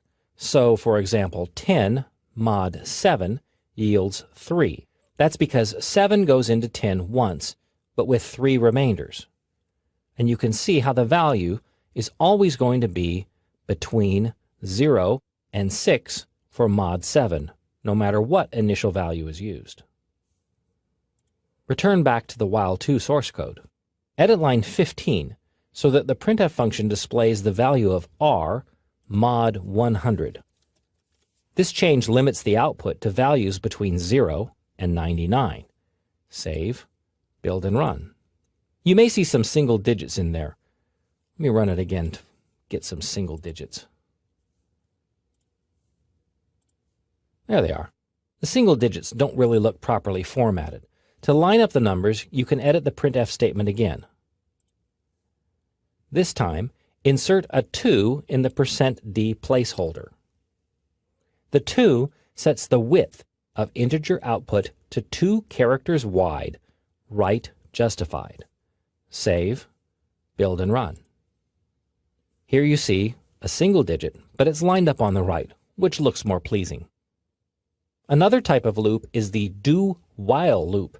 It's kind of an upside-down while loop, but it has the guarantee that the loop always executes at least once. Open exercise file do-while. The do-while loop starts at line 9 with a do statement. It has no condition. Instead, its statements are executed one after the other. The while condition appears at line 14. The loop relies on variable ch as its condition. That variable is initialized in line 7 and then manipulated in line 12. Build and run. The z isn't printed because it's an exit condition. If you want to see the z, you need to save the exit condition to z plus 1. Save, build and run. Open exercise file while endless. This code demonstrates an endless loop. There is no exit condition because the while loop's evaluation is always 1. Build and run the code. Press Ctrl-C to cancel the program and stop the madness. Now, endless loops do have their place, but most of them are unintentional. You can, however, fix the loop by using the break statement. Insert line 8, which simply says break, and then a semicolon. Save. Build and run. The loop spins only once because the break statement busts out of it. You can even use the break to bust out of a loop prematurely. Load exercise file while endless break. The while loop's condition is infinite, and it cannot change, but variable a is used to monitor the loop's iterations, and once a is greater than 10, the loop is busted. Build and run the code. Of course, a better solution would be to evaluate variable a at the while loop's parentheses. That's something I hope you try on your own. The for keyword is used for creating loops in your C code. Unlike a while loop, the for loop is set up on a single line, which makes it more cryptic, but it remains a popular and perhaps more traditional type of loop. In this movie, I present the for loop. You'll see how to set up the loop and understand its parts. A for loop is presented at line 7. The loop's statement contains 3 parts, each separated by a semicolon. First comes the initialization. The statement is x equals 0. Which is an assignment. It's made at the start of the loop. Second comes the looping condition. The loop repeats as long as this condition is true, x is less than 10. Finally, the iteration statement. Each time the loop repeats, this statement is executed. Here, the value of x is incremented. The semicolon doesn't follow the for statement's parentheses. Instead, the semicolon follows a single looping statement as shown here at line 8, or a series of statements are enclosed in curly brackets. Build and run this code. The values 0 through 9 are output. This is actually typical for a C loop. In C programming, you start counting at 0, not 1. Humans start counting at 1. So, to fix the loop for the human's eyes, change the printf statement to read x plus 1. This modification doesn't change the value of x, only the output. Save, build, and run. Now that you've seen the basics of the loop, you need to practice some of your skills. You need to practice 3 challenges. You need to modify this code so that the loop displays values 1 through 20. The other one is to display even numbers from 2 to 20. And finally, to display values from 10 down to 1. That's 3 challenges in one. Your first challenge is to modify the code for 4.1, as shown in the earlier movie, so that it outputs values 1 through 20. Then create a new program that outputs even values 2 through 20, and finally create another program that outputs values 10 through 1. This exercise should take you about 10 minutes to complete. Here are the solutions to the 3 challenges. The first was to modify the code so that values 1 through 20 were output, and the change is really simple. You just change the 10 to a 20. Save that change, build and run. And there's the numbers 1 through 20. The second challenge was to modify the code so that even values 2 through 20 are output. Unlike a while loop, which was shown in an earlier movie, only one line needs to be changed. Initialization needs to change so that x equals 1, and then x equals x plus 2. Save, build, and run. And there are the even numbers. Of course, to make it more readable, I'd probably have done this change, where x equals 2, while x is less than or equal to 20, and then change the printf statement so that x is output itself. That's just more readable than doing it the other way. The final challenge was to modify the code to display values 10, 9, 8, all the way down to 1. Here's how that change would be made. First, x must be initialized to 10. And then the loop must spin while x is greater than 0. And the value of x each time must be decremented. Save, Build and run. One thing you can do with a for loop that's a lot easier than using a while loop is the concept of the nested loop. In this movie, I'll show you how to create a nested loop and how to avoid endless loops and common loopy mistakes. This code sends 10 random numbers to output. Build and run to see what it does.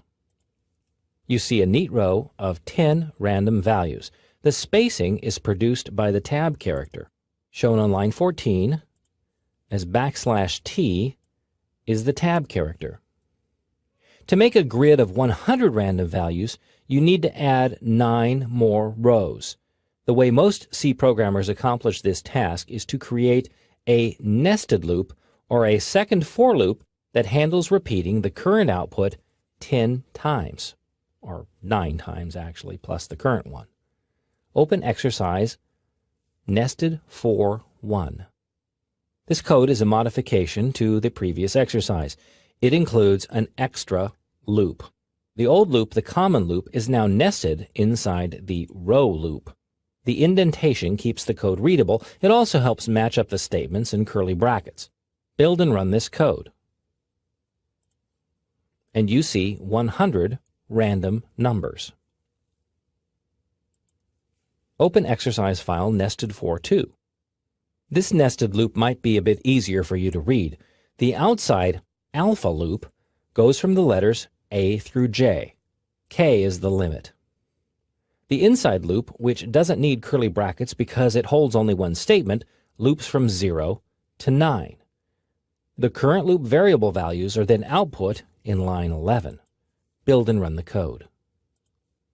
In the output, you can better see how the nested loops run.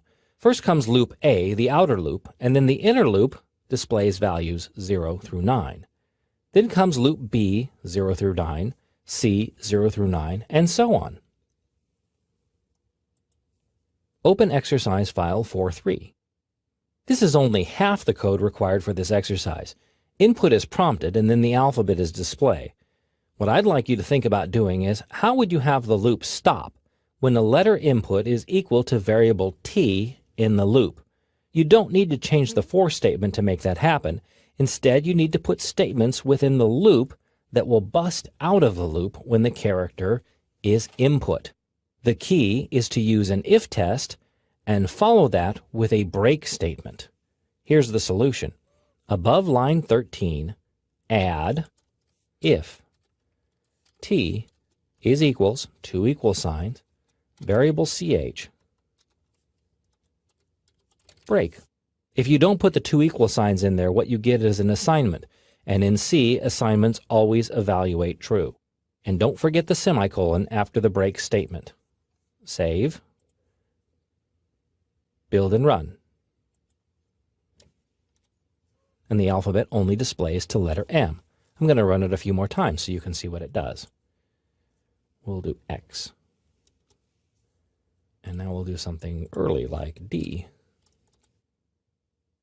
One more thing. Remember to check two items in a for statement: the looping condition and the iteration. If either is off, the loop will go on forever. The compiler doesn't check for flaws in logic. That's your job. My tip is to read the for loop statement. Set t equal to character A. While t is less than or equal to character z, increment t. If you changed the condition to just t equals z, for example, it would evaluate true and the loop would run forever. So watch your conditions and your iterations. The C library is brimming with functions. These functions do a lot of things, but perhaps not everything you need for your programs. Therefore, when necessary, you can concoct your own C language functions. In fact, most programs have dozens, if not hundreds, of their own functions. In this movie, I introduce you to the function. You'll see how to set up and prototype a function, how to call or access the function, and how to bail out of a function early. Like everything in the C language, a function has a certain style and various etiquettes must be followed to add a function to your code. A function has a type, a name, and arguments in parentheses. The type is a value returned by the function, its output. The name is a unique name that identifies the function. The arguments are 0, one, or more values passed to the function, its input.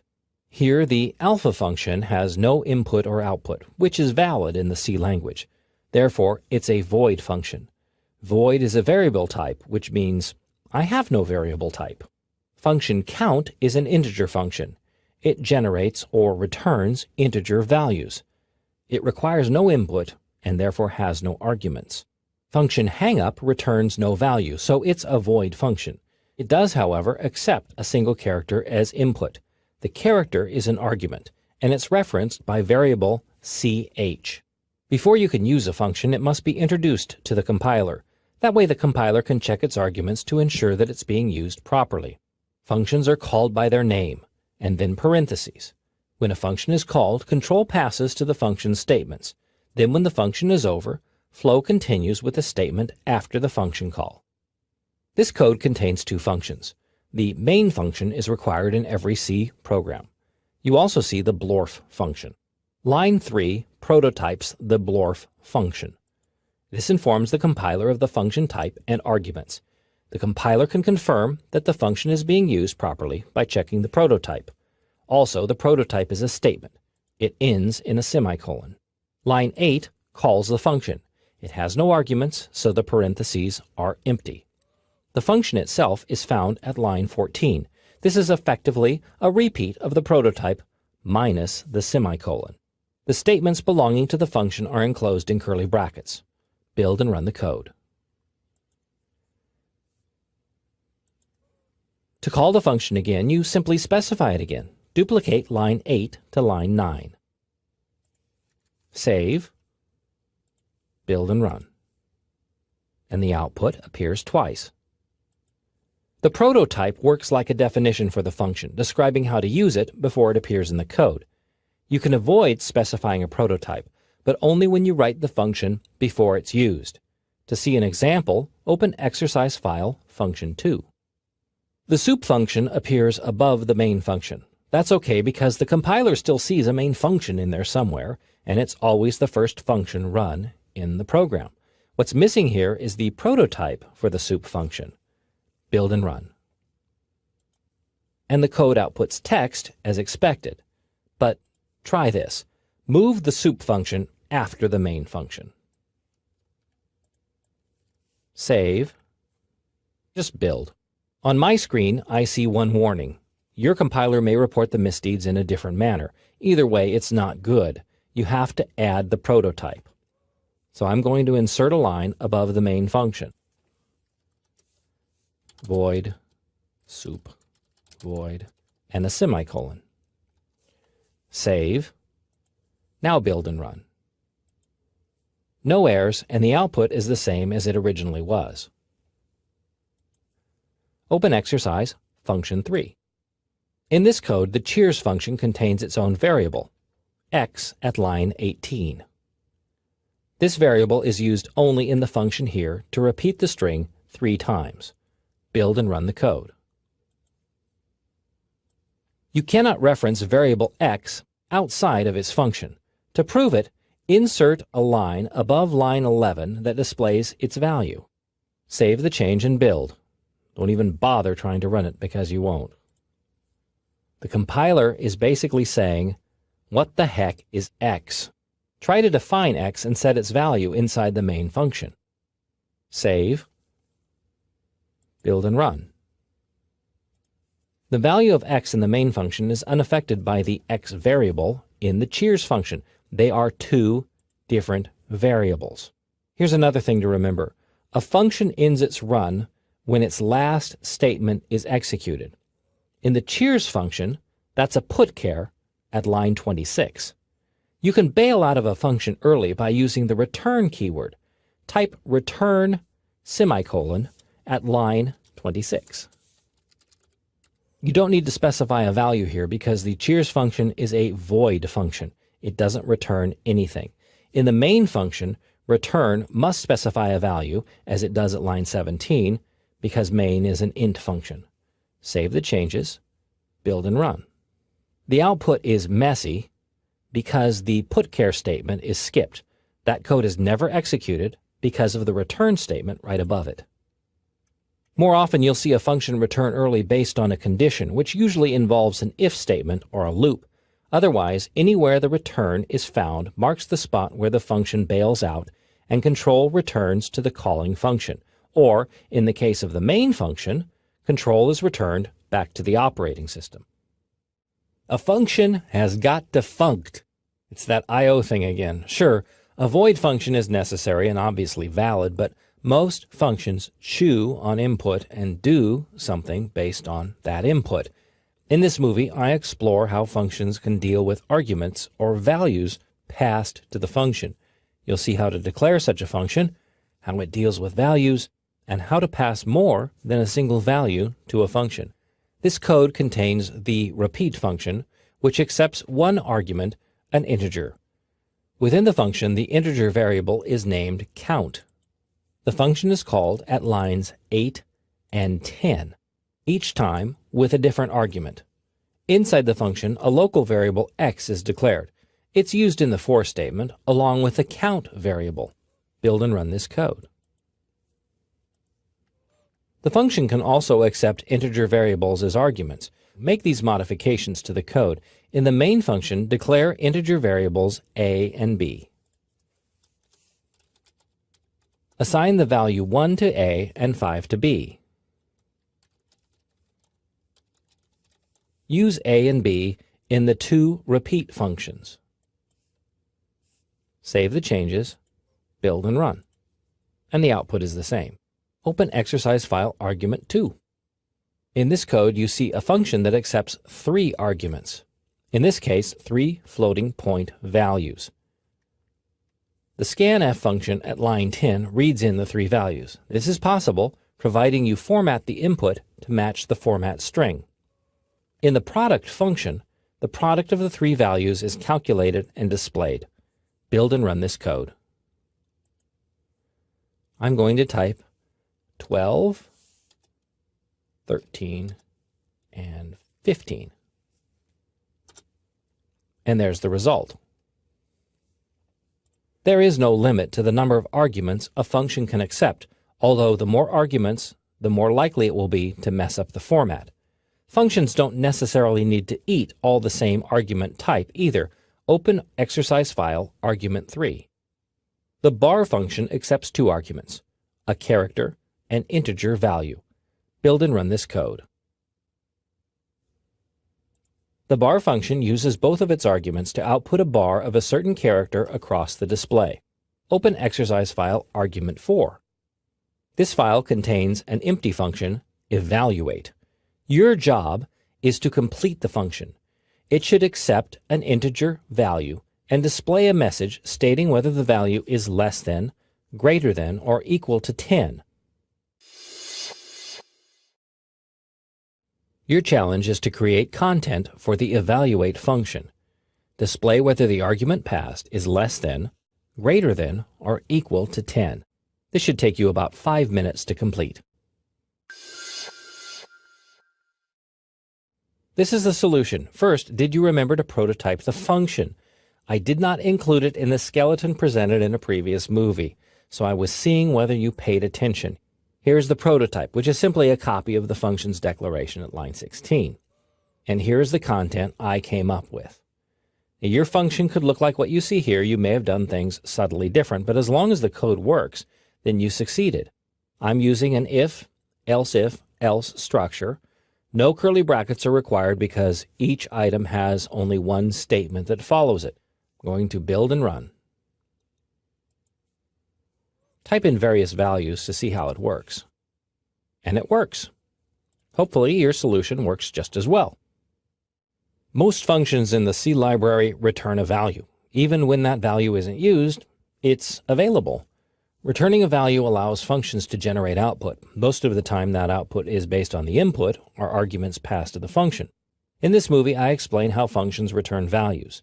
They can simply generate the information, or they can manipulate arguments to produce specific output.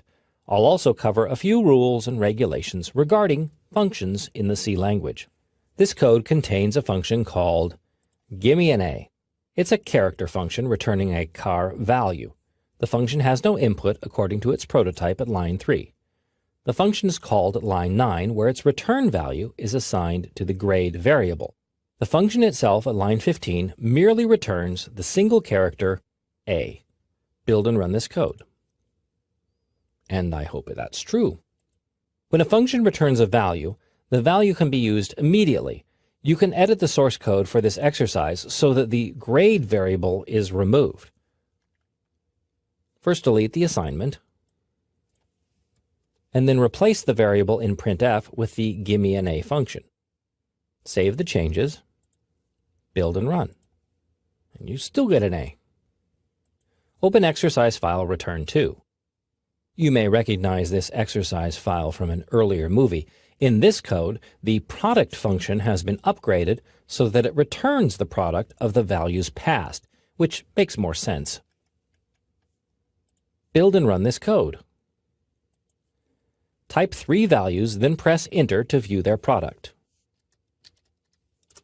The code can be cleaned up a bit. For example, variable p in the product function is not really needed. You can eliminate it to merely have the product returned.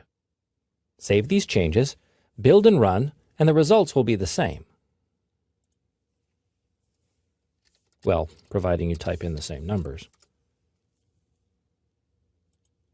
A more realistic example is shown in exercise return 3. Max is kind of the stalwart of learning C. It's passed 2 values and returns the larger of the 2. I've also added the isLarger function, which doesn't return anything, but I wanted to show how multiple functions can be declared within the code. Here is max, and there is isLarger. Build and run. Type 2 values, hopefully 2 different values, separated by a space. The code displays the larger of the 2 values. And now, the limitations. In the C language, a function can return only one value. You cannot return multiple values, nor can I think of a reason why you would want to. You can return an array or a structure variable from a function.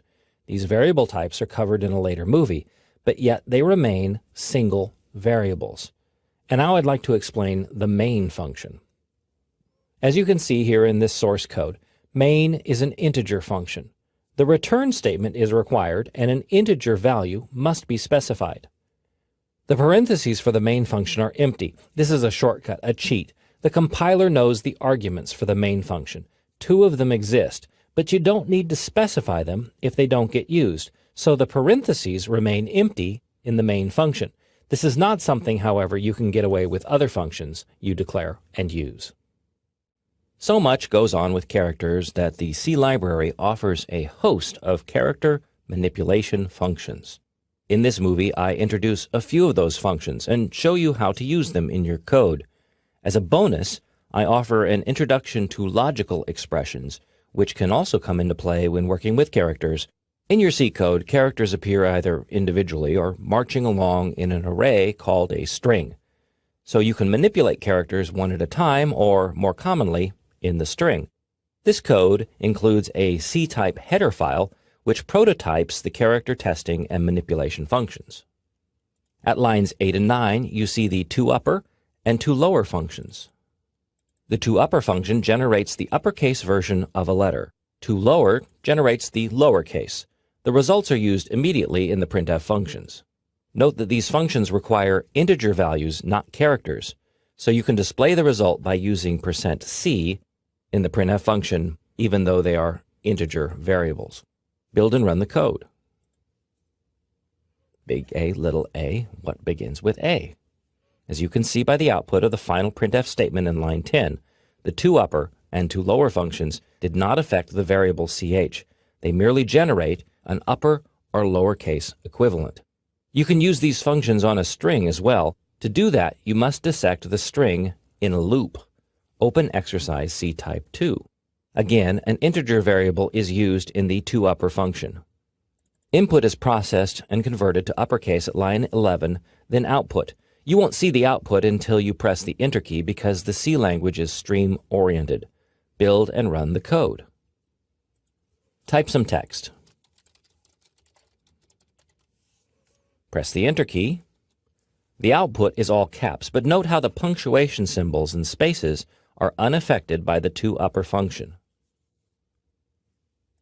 Most of the functions defined in the C-type header file are testing functions. They're used to evaluate the type of character, such as whether it's a letter, number, space, or upper or lower case. These functions return true and false values, which you can use in your code to see what's been typed. As an example, exercise C-type 3 uses the isAlpha function to determine whether a character is a letter of the alphabet or some other character. The function returns true if it is, false otherwise. In the do-while loop, input is received and checked. The if statement at line 11 returns true if the character is a letter of the alphabet. If so, it's displayed. Build and run. Type a bunch of text, including symbols and numbers. Press the Enter key and only the alphabet characters, upper and lowercase, are output. You can modify the source code for this exercise to try out many of the character manipulation functions. For example, change isAlpha in line 11 to isUpper. Now only uppercase letters are output. Save, build and run to test the change.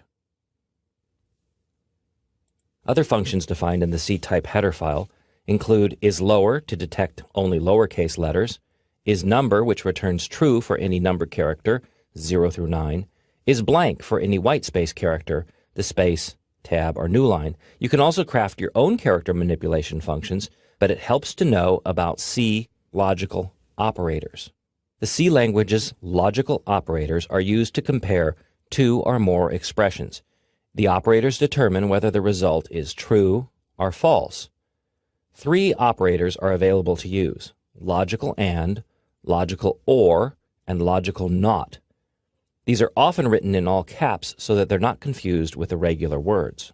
For an AND operation to be true, both conditions must be true, this and that. For an OR operator, either of the conditions must be true, this or that. And for the NOT operator, the condition must be false, which is backwards, but that's how NOT works, not this. As an example, the AND operator evaluates 2 conditions. Here, both conditions are true, therefore the if statement is executed. Here, one of the conditions is false, therefore the if statements are skipped. In the logical OR operator, only one of the conditions needs to be true. Here, the if statement would be executed. When both conditions are false, the if statement won't be executed. And in the case of NOT, it negates the condition. Here the condition is false. Variable A equals 50, but the NOT operator turns that around and makes it true. Finally, in the C language, all values are considered true except 0, which is false. Typically, the value 1 is used for true, but it could also be -1 or any non-zero value. As an example of constructing your own character test, open exercise C-type 4. This code is a rewrite of exercise C-type 3, where I've substituted the isCaps function for isUpper. A logical comparison is made at line 22. To understand how it works, read the condition. If the value of variable ch is less than a, or the value of variable ch is greater than z. So when either of those conditions is false, meaning the character is not uppercase, the function returns false. Otherwise, the function returns true. Suppose you wanted to change the isCaps function to isLowercase and have it return true or false based on that condition. How would you go about doing it? Well, the first thing to do is to change the name of the function to something more accurate. There in the prototype, and here as well. And also in the call. Change the big A to little a, and big Z to little z. Save, build and run. And only the lowercase letters appear. You can create just about any character test by using logical operators. You'll see additional examples of using logical operators in other movies in this course. A string is a funny thing. It's not really a C language variable, but it's used that way. And when it comes to manipulating strings in your code, you have to be really careful due to their unusual nature. This movie discusses working with strings, I'll show you how to gather information about a string, stick strings together, compare strings, and find one string inside another. These tasks represent the more popular string manipulation functions in the C language. A string is declared at line 6. It's a character array, so the char variable type is specified, and the variable name is string, followed by empty brackets. The string length function, strlen, appears at line 9. I pronounce it stringlen because it means string length. It returns the number of characters in a string, which here is stored in the len variable. Build and run this code. The string is 19 characters long. You can also count the characters in the source code, but you won't always have the luxury of knowing the exact amount. For example, what if the user types in a string? Open exercise string manipulation 2. This source code file is based on an exercise from an earlier movie. Input is fetched by using the fgets function, and then it's stored in an input buffer. Afterwards, the stringlen function fetches the length of the string. The next statement displays the results. Build and run. I'll type, and apparently that string is 20 characters long. Keep in mind that strings in C end with a null character. Storage must be allocated for that extra character. The program generates the character, but you must provide room for it in the input buffer. And the string length function does not count that character when it measures the string's length. Open exercise file string manipulation 3. This is only partial code. You and I are going to figure out how to stick these two strings, first and second, together to make another new string. In many programming languages, the addition operator does the trick. For example, would that work? Save, and then click the build button to find out. Well, that's a no. You could display both strings back to back, but that's not the solution I'm looking for. What you need to do is to stick the strings together. Now, rather than say stick the strings together, C programmers say concatenate, which comes from the Latin word for sticking two strings together. But before then, fix up the code. First, create a storage location or a buffer for the resulting two strings.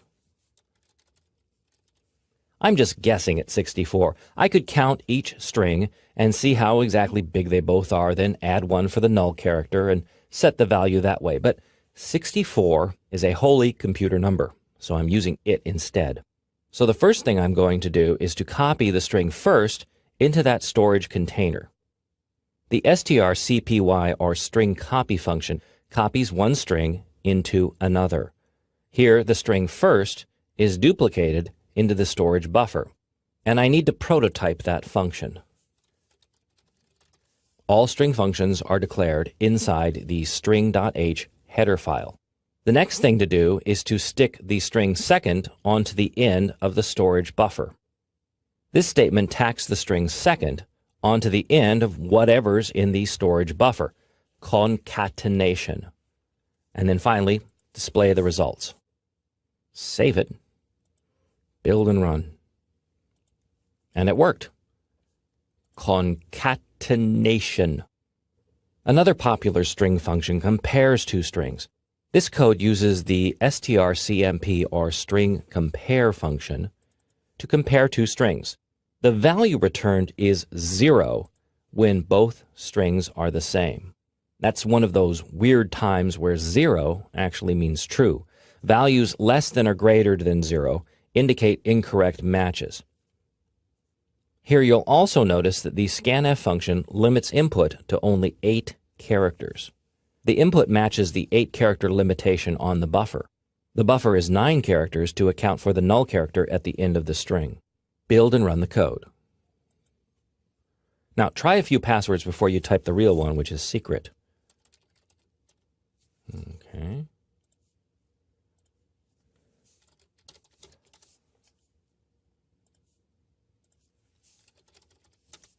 Yes. By the way, this code doesn't need the compare variable. You can remove it. Delete it thrice from the code and replace it with the function directly. Place the string compare function inside of the if statement. Save the changes, build and run. The final string function I'd like to show is called string. It's used to find one string inside of another. Open exercise file, string manipulation 5. This code uses the string function, which I call string. It's a little weird because you really need to know more about pointers to effectively use this function. That knowledge is gleaned in a later movie. For now, the string function is included as part of the if statement at line 9. It returns a pointer, or the location of the string find me in the string source string. If no match is made, then the value null is returned. Again, null is a pointer thing. Build and run the code. And the string is found. You can alter the text for the string find me to prove that the function actually works.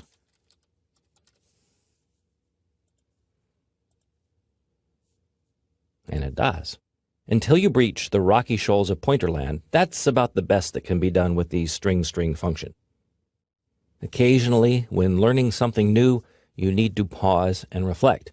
That's the topic of this movie, pausing and reflecting. Specifically, with regards to variables and values, it's time for me to go back and get you caught up on some things that might have already been seen in an earlier movie, but you have questions about. Plus, I'll introduce a few new concepts, things I feel it's about time you knew, especially if you are new to learning the C programming language. In this movie, I cover creating and using constants. Plus, I offer additional detail on how to use some of the printf function's placeholders. A constant in the C language is different from an immediate value and a variable. It's more like a universal value that doesn't change throughout the code. Constants are values used consistently throughout your source code. They're things that don't change. They're created by the preprocessor define directive. Normally, the constant is written in all caps, letters, and underlines only. Now, when the compiler encounters a constant, it expands it out to its assigned value. In this example, the constant version is created, and it's assigned to the value 3. The compiler converts the word version into the immediate value 3 throughout the code. And remember that preprocessor directives are not C language statements. Don't put a semicolon after the assignment unless you need the semicolon to be a part of whatever's being defined. That hardly ever happens, so just don't add a semicolon. Here is a string constant defined as author. The string must be enclosed in double quotes. This is an example of one constant that uses two other constants to calculate its value. So here, the constant gain grid would equal 120 unless either the rows or columns constants are changed. And they wouldn't be changed in the code, they would be changed in the define statement that you see here. This code is based on an exercise presented in an earlier movie. I've cleaned it up a bit, but now I'm going to set some constants. I'll insert two define directives to set the numbers of rows and columns in the grid. Now I'll change the value 10, used as an immediate value in the loops, to reflect the constants. Save the changes, build and run. The program still outputs 100 random numbers in 10 rows and 10 columns, but now I can easily change that to, say, 20 rows of 7 columns. All I have to do to make that change is to change the constants. I don't have to hunt through the code to find those proper values. That's how constants can save you time. Save, build and run. And now you see 7 columns, 20 rows. Another example of using constants can be seen by opening exercise constant 2. This code is an update to an exercise from an earlier movie. The number of characters to be input is set by the input max constant defined at line 3. The constant is then used to set the buffer size at line 7, and again with the fgets function at line 10. The advantage here is that you can change both values at once simply by modifying the input max constant. You don't have to hunt through the code. Load up exercise placeholder 1. This is a modification to an earlier exercise shown in another movie. Build and run the code to help you remember what the problem was. I'll type 9 and press enter. Well, and there's the ugly output. You can fix this problem by adjusting the placeholders in the printf statement. Modify each %f placeholder at line 10 by inserting period 1 inside each one so that they read %1f. Save the changes, build and run.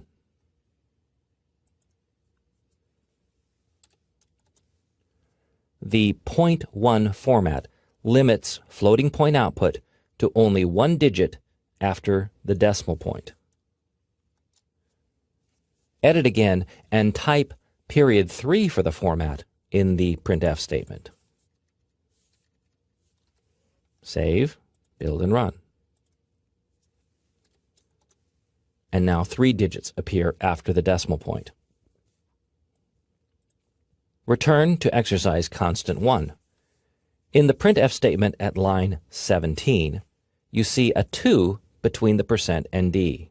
What the 2 does is set an output width to 2 characters minimum, so when single digits appear in the output, they're right aligned. Build and run this code. See how single digits are lined up in the output. Now edit the code again and remove the 2. Save, build, and run. Now the single digits don't look right. No one expects them to line up in the tens column. The placeholders have lots of options. These can be sandwiched between the % sign and the letter. I could make dozens of movies to describe them all, but another one to look at is %s, found in the placeholder 2 source code. The 2 strings, right and left, are displayed by using %s placeholders, but there are extra characters between the % and the s. The 20 specifies an output width, just like the 2 did in %d. In line 8, the %20s right justifies the output, adjusting the string's location based on its length inside that width. In line 9, the negative sign before the 20 left justifies the string, which is how text is normally output. Build and run this code to see how it works. The width argument in the %s placeholder sets the width to 20 characters. Right justified, left justified. This placeholder is ideal for displaying lists and tables. Many more placeholder width, precision, padding, and other options are available. The documentation for the printf function lists the variety, plus a few examples. An array is simply a collection of more than one of the same type of variable. For example, a list of high scores is a type of array, as would be how many miles you run every day, even if that list contains lots of zeros. And of course, strings in the C language are an array of single-character variables. In this movie, I introduced the concept of the array. You'll see how to create an array, how to fill it with data, how to access that data. And I'll also divulge some secrets about character arrays, also known as strings. Here you see the way not to do multiple values in your code. 4 separate float variables are created and filled with data. They're then displayed using 4 separate printf statements. Each variable requires its own repetitive statement. You can build and run this code, but why bother? Instead, I'll show you a better way to deal with multiple variables of the same type. That way is the array. Open exercise array 2. This is the array version of what you saw in the previous exercise. The array temps is created at line 5. It contains 4 elements, and each element is assigned in the brackets that follow. The loop at line 9 displays all 4 elements' values by using a single printf function. An array is simply a collection of multiple variables, all of the same type. It has a declaration similar to any other variable, but with square brackets after the variable name. The brackets hold the number of elements in the array, or they can be blank if the elements are specified when the array is declared. Here the integer array deliveries has room for 15 elements. Integer array totals has 3 elements, which are assigned in curly brackets. The final element does not have a comma. If you put a comma there, the compiler believes that you've forgotten something. You can also list array elements on a line by themselves. Don't forget the commas, except after the final element. And remember to close the curly bracket and add a semicolon. Each element in the array is its own variable. You specify the element between the square brackets. The first element is element 0.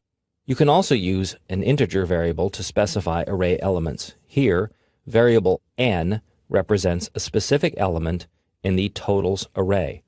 The element is used like any other variable. It can find itself inside of a printf function, or it can be used with an assignment operator, as shown here. Finally, you cannot change the number of elements in an array after the array has been declared. Some tricks exist to work around this limitation, but for now, just accept it as a rule. Also, don't forget that the first element in an array is 0, not 1. Humans start counting at 1. The C language starts counting at 0. An integer array calories is declared at line 7.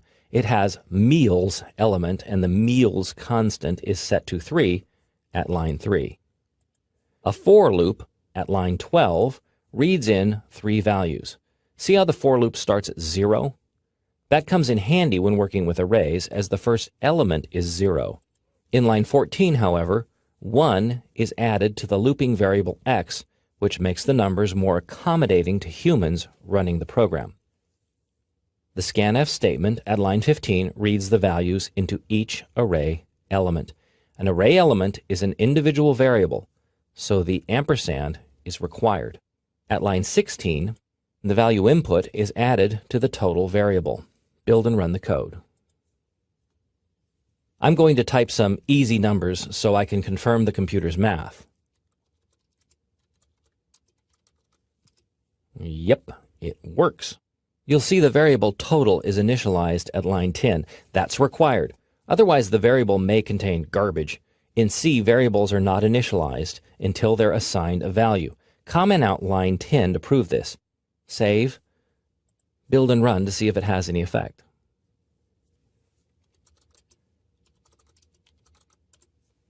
And of course, the number is off because the total variable was not properly initialized. There's an off chance that it may be correct because a random number could be 0, in which case 600 would show up. But here, you see that the total variable was somehow containing the value 52.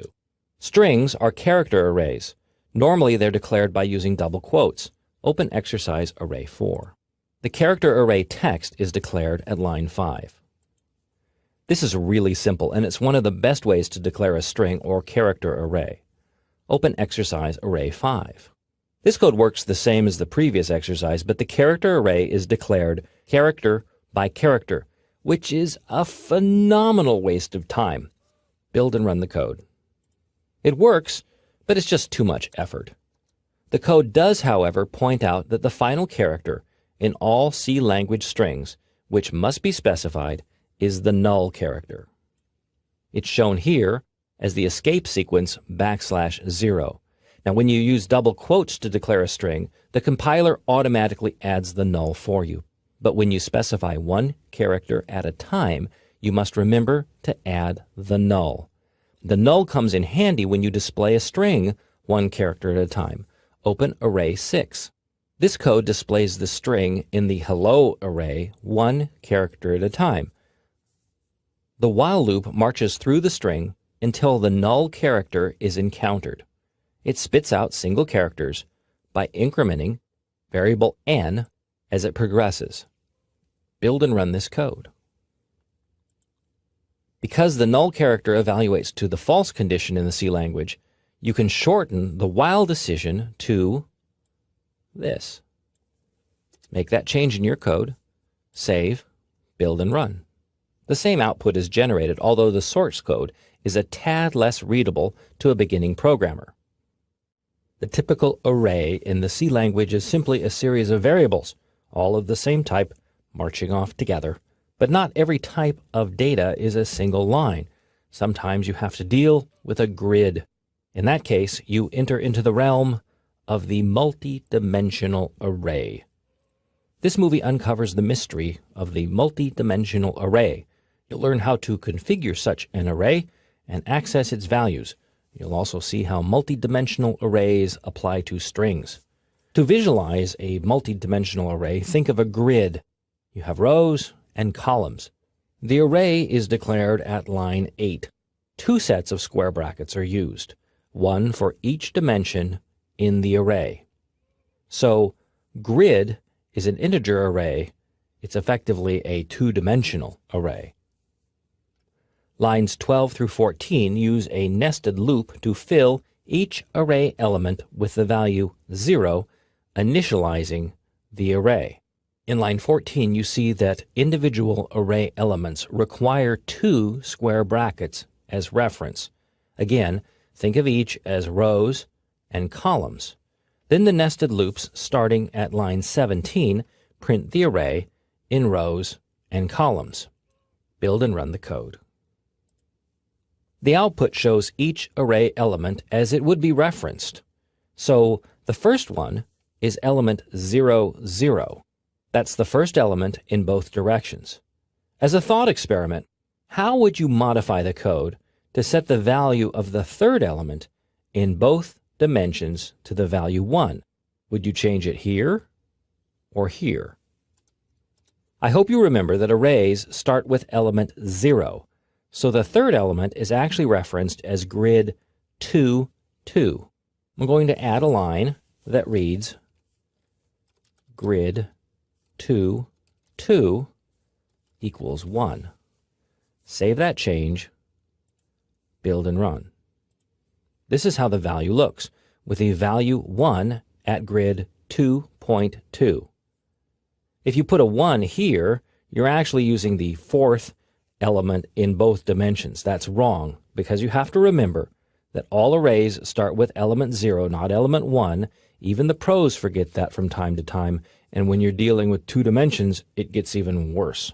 You can also conjure up a 2-dimensional character array, as is shown in exercise multi-2.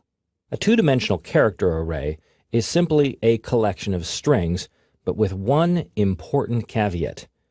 The array must be dimensioned to handle the largest string. Remember, a 2-dimensional array is a grid. Here, the longest string is 6 letters long, plus 1 element for the null character. That makes 7 elements for each string. And when printing strings from a 2-dimensional character array, you need only specify the first dimension, which is done on line 14. Build and run the code. The C language also offers 3-dimensional arrays and even more dimensions than that.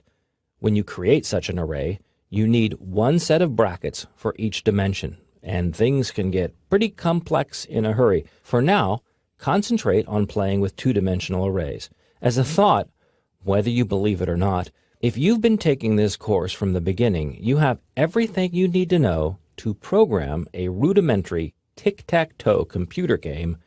Give it a try. Here's your challenge. You need to modify the code from the previous movie, multi-2, and add a string to the array. Add another string. In this case, the string should contain the word Pinocchio, P-I-N-O-C-C-H-I-O. This should take you about 5 minutes to complete. Here's how I'd make the change. First, add the string after Pluto.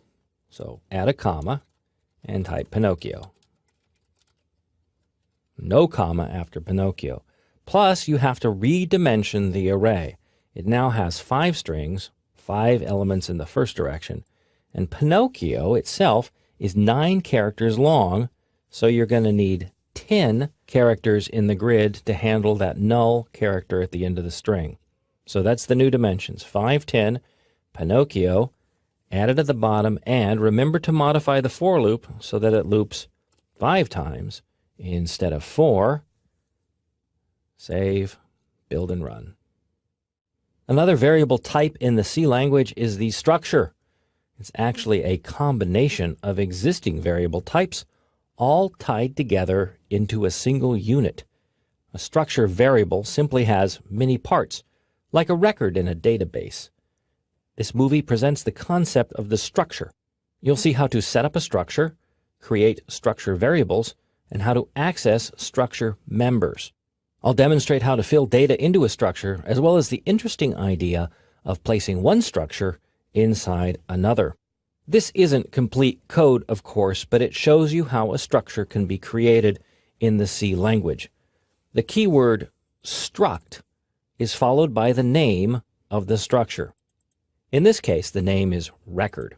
The structure members are contained in curly brackets, each ending with a semicolon, because the whole deal is a statement.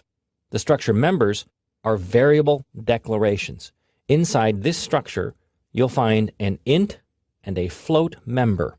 The int member is named account. The float member is named balance.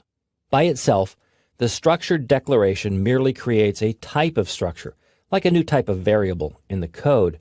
To use the structure, you need to declare a variable of the structure type. So on line 9, I'm going to type struct record mybank. This statement creates a variable named mybank of the record structure type. To access the structure's members, you need to reference both the variable name as well as the member name. I'm going to add 2 new lines. The structure variable name comes first, then a dot, then the member name. They must be assigned values equal to the variable type, in this case an integer and a floating point value. Save these changes, build and run. And there's the output from each of the variables inside the structure. To create another record structure variable called yourbank, you simply have to echo the existing statements. You can also fill the members in that structure simply by copying these statements and replacing mybank with yourbank. You could also preset the information inside a structure. Open exercise file structure 2. In this code, a structure named person is declared. A variable of the person type is declared at line 9. It's named president. The president structure variable is immediately assigned values. The values match the structure member types and are enclosed in curly brackets. Run this code to ensure that it works. One thing to note in a structure is how you assign a string to a structure member. Open exercise file structure 3. If you can see what's wrong, great. Otherwise, build the code and then check the build log to see the specific error. Incompatible. That's enough. You cannot use the assignment operator with a string. That's because strings are not variables, they're arrays. Here's how to solve it. And remember to add the string header file. Save the changes. Build and run. Now it works. You can insert any variable type into a C language structure, even another structure. Open file structure 4. In this code, you see definitions for 2 structures. The first, date, is defined at line 6. It holds members year, month, and day. The second structure, person, is declared at line 11.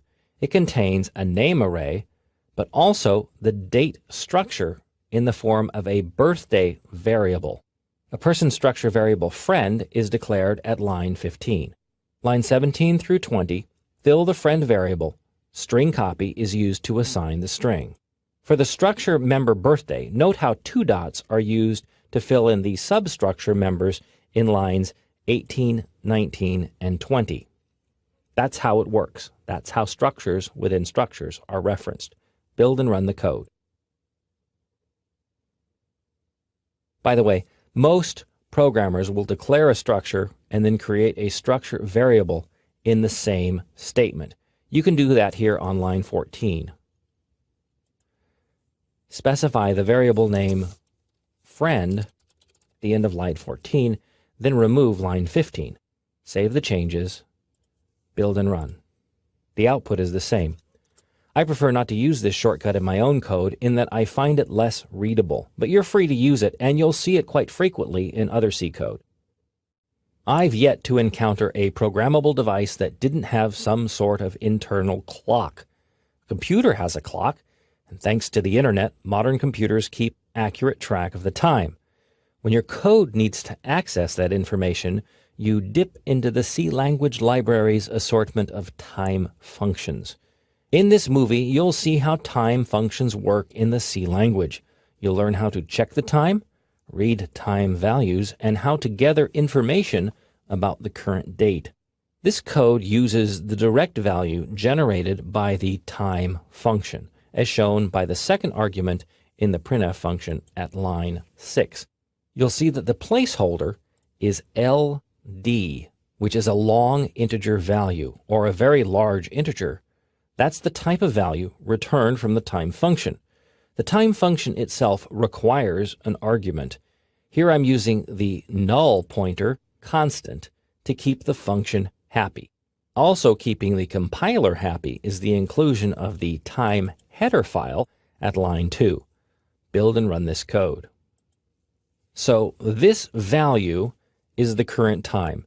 It's actually what's referred to as the Unix epoch time, or the number of seconds that have elapsed since January 1st, 1970. To be relevant to a human being, the number is going to need some work. Oh, and by the way, this value has been used in previous movies as the seed number for the srand function. It's the same deal. In fact, if you run the program again, you'll see a different value generated. Normally, the value returned from the time function is saved. It's a long integer value, but the variable type is known as time t, which is spelled time underscore t. Insert a new line in the code to declare variable now as a time t type. To assign a value to the now variable, you must specify it as an argument in the time function. Yes, that's backwards, but several functions operate that way, including scanf, and like scanf, you must prefix the variable with an ampersand. And change the printf statement so that the variable now appears as the second argument. Save these changes, build and run. And the time is still shown as a big number, but it also shows that you have time left to complete this movie. So moving along, the C library comes with a function that translates time t values into strings. It's called the ctime function. Edit the printf function in this code so that the second argument is now ctime ampersand now, closing paren. Change the LD placeholder to %s. That's because the ctime function generates a string. Save, build and run. What you see is the current date and time, and unless you're doing this movie right now, you'll see a different time. If you want to fetch specific time values, then you need to use the local time function. This function returns the address of a structure that holds individual time values, such as the day, month, week, hour, day of the year, and other information. Open exercise file time 2. The local time function at line 10 fills a structure with interesting info about the current time. The structure is declared at line 7. It's a pointer variable, which you'll learn about in a later movie. The local function uses the current time value obtained at line 9. This fills the structure right now, which is the name of the structure. Some of that information available in the structure is displayed in the printf statement starting at line 11. I've split up the arguments on separate lines to make them more readable. But all this stuff is really a single statement. The C language doesn't let any extra spaces in here bother it. 4 values are accessed from the right now structure: the month, the day of the month, the hour, and minutes. These are all members of the right now structure. You see that the period structure member operator isn't used here. This is the member operator used for structure pointer variables. Build and run the code. Now you may notice that the month value is off. That's because C starts counting at 0, and the first month of the year, January, is month 0. You can fix this code by adding 1 to the value returned from the right now structure. Other adjustments can be made as well. For example, if the current time is less than 10 minutes after the hour, then it appears as a single digit. Fix that by adding 02 to the %d placeholder. This argument increases the output width of the integer to 2 places, plus it'll prefix a 0 when the output is only 1 digit long. Save this change, build and run. Of course, the current time doesn't show that because it's 18 minutes after the hour. But if it was 8, the time would show up as 11:08, and the month is displayed correctly. A variable is a container for some type of data. In the C language, that container holds an integer, floating point, character, or other value. But philosophically speaking, what actually is a variable? In this movie, I help you explore the concept of the variable. You'll see various ways a variable is described, how to determine its size, and its storage location. In the typical C language variable declaration, you learn 2 tidbits about the variable, its type, and its name. Here you see an integer variable declared. It's an integer variable, int, and its name is a. The variable is uninitialized or never assigned a value. Even so, you can use it in the code as is shown in line 7. Build and run the program. On my screen, the value of a is equal to 50. You might see the value 0, although that's just random. Unlike other programming languages, C does not initialize variables as they're declared. Internally, the program allocates a chunk of memory to store the variable's information. That chunk isn't initialized. It's not set to 0. It's just some location in memory, and whatever value is already there is immediately absorbed by your variable, as shown in the output here. The moral of the story is to always initialize variables before you use them. You can make a fix in this code by adding a line. Save that change, then build and run. Now the output is predictable. You also know something else about the variable, its value. 2 additional tidbits about the variable can be obtained by using special C language operators. The first is the size of operator. Size of is a keyword, but it's considered an operator. What it does is to return how many bytes of storage are used by a specific variable. That information may seem trivial, but it does come into play often in the C language. Open exercise file var2. Variable a is not initialized here, but that's not an issue because it's not used. The size of operator is used in the printf state. The size of operator simply evaluates variable a as an int variable to return the storage space it occupies. The size of operator returns a long, unsigned integer value. The placeholder required for that value is %lu. Build and run. On this system, an integer occupies 4 bytes of storage. That's typical today, but 20 years ago, an integer used only 2 bytes of storage. Change int to char in the code, both at line 5 and in line 7 in the printf function. Save, build and run. A character occupies only 1 byte of storage. Now change to float to see how big that variable type is. Save, build and run. On this system, a floating point variable occupies 4 bytes of storage. A long integer or long int value is designed to store really huge integers. To see how big it is, change float to long in the code. Save, build and run. On this system, a long integer occupies 4 bytes of storage, which is the same as for a regular integer. But on some systems, you may actually see 8 bytes of storage used for a long integer value. Likewise, a double value has twice the precision of a float.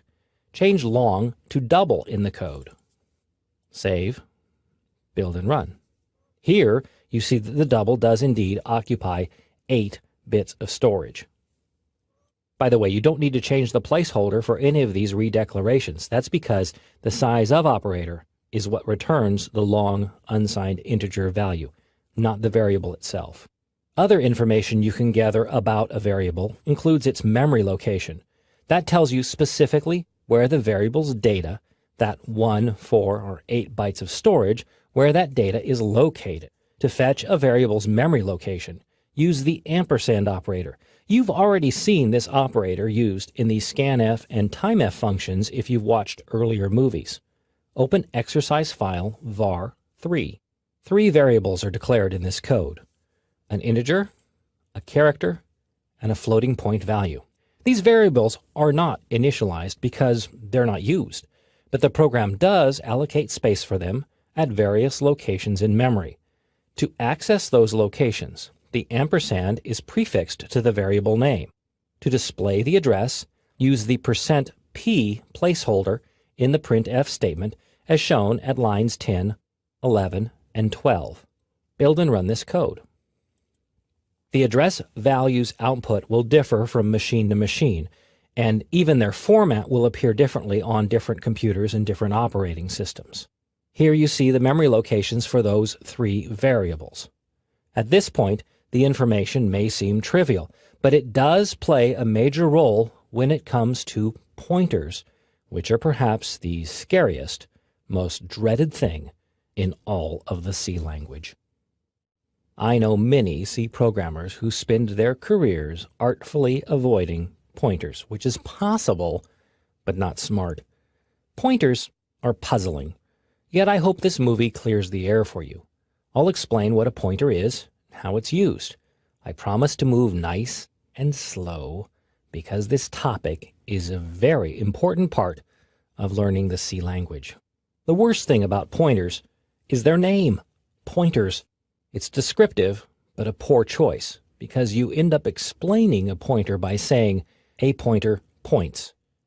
That's pointless. But I can't change the name, so allow me to explain a pointer by giving you this definition. A pointer is a variable that holds a memory location, an address. It's not just any address. You can't say, for example, let's see what's at memory location 96. Pointers don't work that way. The address must be the location of another variable. Pointer variables are declared similarly to other variables, although the variable name is prefixed by the pointer operator, the asterisk. You'll see an example in a moment. The pointer variable type matches the type of variable it references. For example, an int variable requires an int pointer. Finally, pointer variables must be initialized before they're used. This is true of all variables in the C language, but especially so for pointers. Lots of weird errors happen when a pointer isn't initialized. I can't repeat it enough. Pointers must be initialized before they're used. This code is similar to an exercise from an earlier movie. The ampersand operator fetches the address of the variable pokey. The %p placeholder displays that address. Add an integer pointer variable p. Remember, a pointer is a variable that holds a memory address. To get that address, you use the ampersand operator. That's already being used in this code, so you could be able to figure this out on your own, but just in case, I'll initialize the variable p equals amper pokey.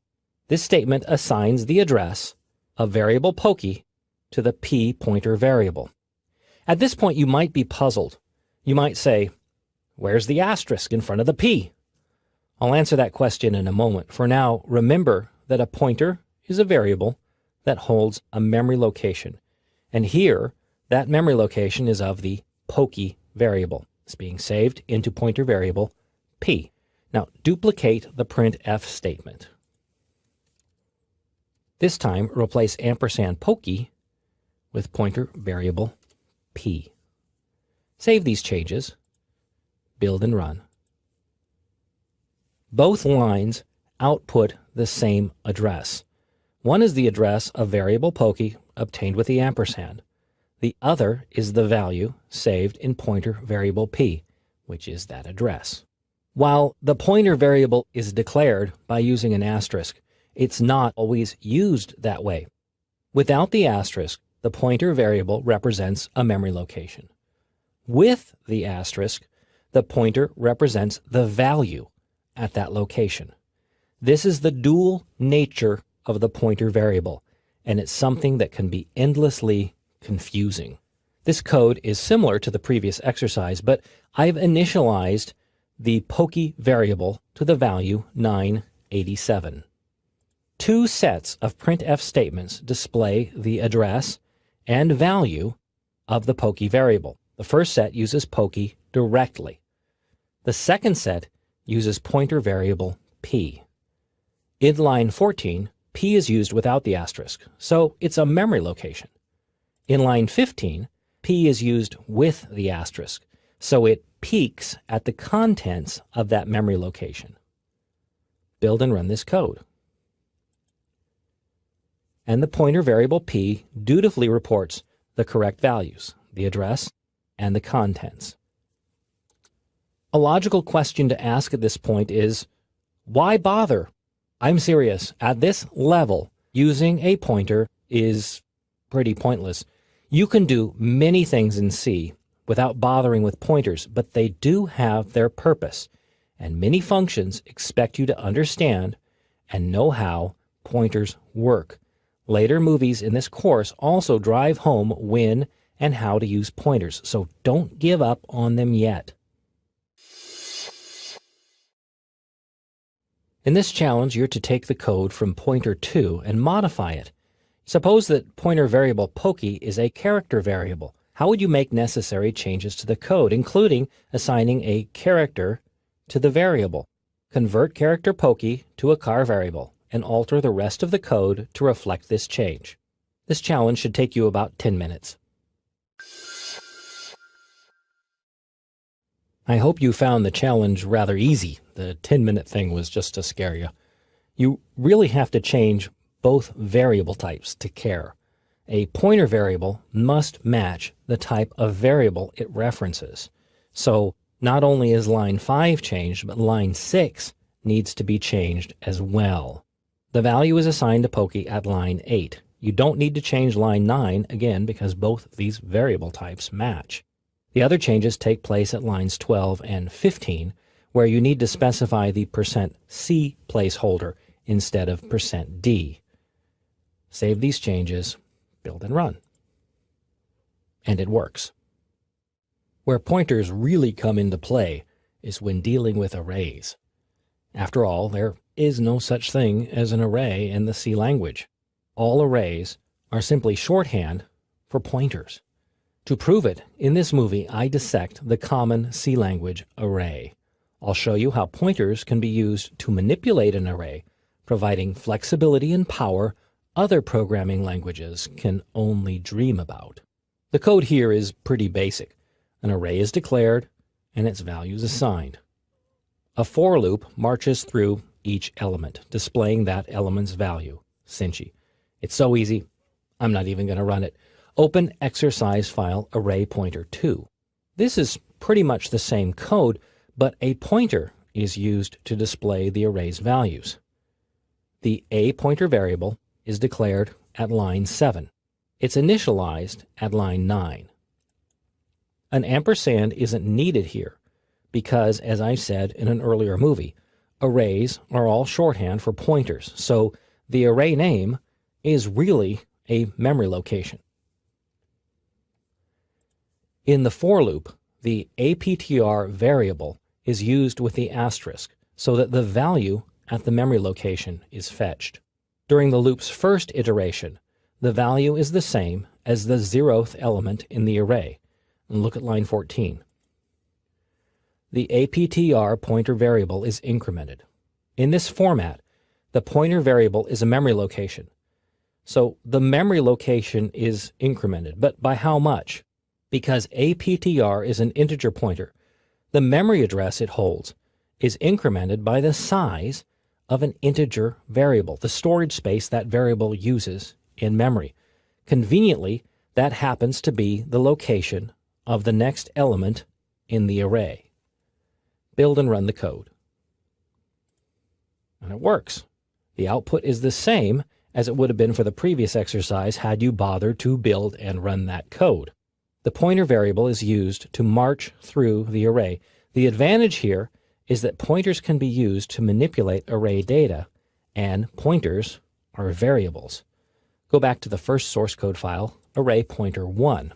Add a new line below 9.6 to create the pointer variable. And initialize the variable as was done in the other exercise. Now, the tricky statement. Set the value for the third element to 0 by using the pointer variable. The pointer variable is already referencing the first element in line 9. To reference the third element, you need to add 2 to its value. And to assign that memory location the value 0, you use the asterisk operator. The rest of the code can remain the same. Save, build and run. And the third element is now 0. It has been manipulated by using a pointer. Most C language programmers will combine the statements at line 10 and 11 into a single line. It looks like this. You need to use parentheses because the pointer location math must happen before the asterisk references the value. Save the changes, build and run. And the output is the same. You'll see this type of shorthand notation used a lot. The main reason is that it doesn't affect the value of the APTR pointer variable, which still references the base address of the array. Perhaps the best way to demonstrate pointer and array manipulation is to use strings instead of numeric arrays. Open exercise array pointer 3. In addition to declaring a string as a character array, you can also declare a string as a char pointer variable. The compiler makes the assignment, but the variable created is a pointer. In this code, the pointer variable is used, just like an array name, here in the puts function. Build and run to confirm that this approach is not crazy. Now this begs the question that if you're afraid of pointers, how would you display this string one character at a time? Open exercise array pointer 4. Yes, this is the chicken way to do it. And it works because array notation is simply shorthand for pointers. In fact, many C programmers would do exactly as you see here, which is to use array notation to display the string. Build and run. It works, but this approach is not why you're taking this course. I'm going to replace the array notation with pointers. All you need is only one pointer, which I'll call PTR, and you don't need an X. No ampersand is needed here because string is already a pointer. It holds a memory location. To examine a character at a memory location, the asterisk operator is used. So the while loops condition becomes, that's it. Ditto for the putchar function. And then you increment the memory location, which is, so these two represent characters, and this represents a memory location. Marching through the string. Save the changes, build and run. And the output is still the same. Now you could go one step further if you like and not even use the PTR variable. I'll make the necessary modifications in the code. Save, build and run. The issue here is that once you change the string variable, you lose its base location in memory. For this code, that's not an issue, but for other situations, it could present a problem. One of the places you'll see pointers used the most, and something you truly can't avoid in the C language, is where a function requires or returns a pointer value. It happens a lot. This movie helps you deal with pointer functions, even create your own. You'll see how pointers are used in functions, how to pass a pointer to a function, and how to return a pointer from a function. You've already seen pointers used in functions in this course. You probably just didn't recognize that's what was happening. The scanf function uses pointer values, specifically memory locations of the variables it reads. The ampersand in line 8 reads the address of variable 8 and sends that address to the scanf function. And you know scanf's return value isn't used in the function. Instead, the function simply uses a pointer to assign the value to the variable x directly. Clever, huh? In exercise scanf2, which I have on the screen here, the ampersand is not required for the name variable. Why? Because name is an array, and arrays are pretty much pointers in disguise. The ampersand isn't needed. You can concoct your own functions that use pointers. You need to specify a pointer as an argument or as the return value. Open exercise file pfunction1. The function -10 is prototyped at line 3. It accepts a pointer variable as its argument. Pointer variable is a memory location, so it accepts the address of a variable as the argument. The address of variable value is passed to the function at line 10. The ampersand operator is what fetches the address. In the function, the asterisk operator is used to change the value of the variable passed. Nothing needs to be returned because the variable's value is directly accessed in memory. Build and run the code.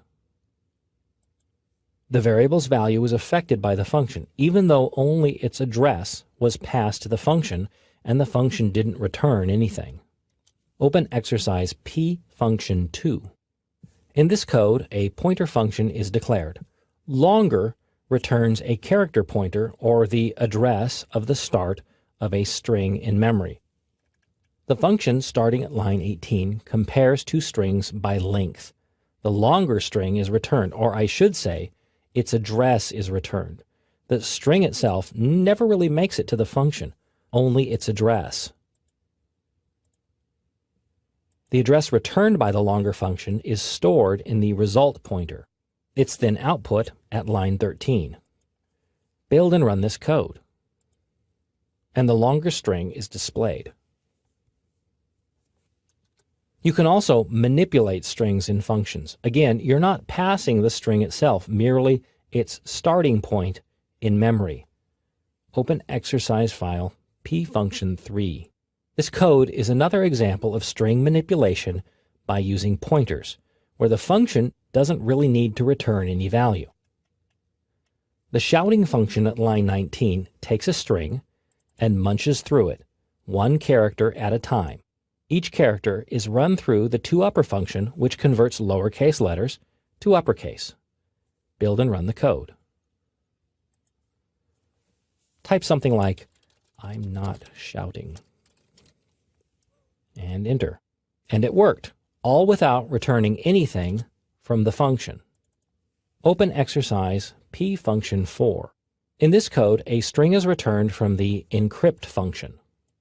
A string is accepted by the function, manipulated, then a new string is returned, which keeps the original string intact.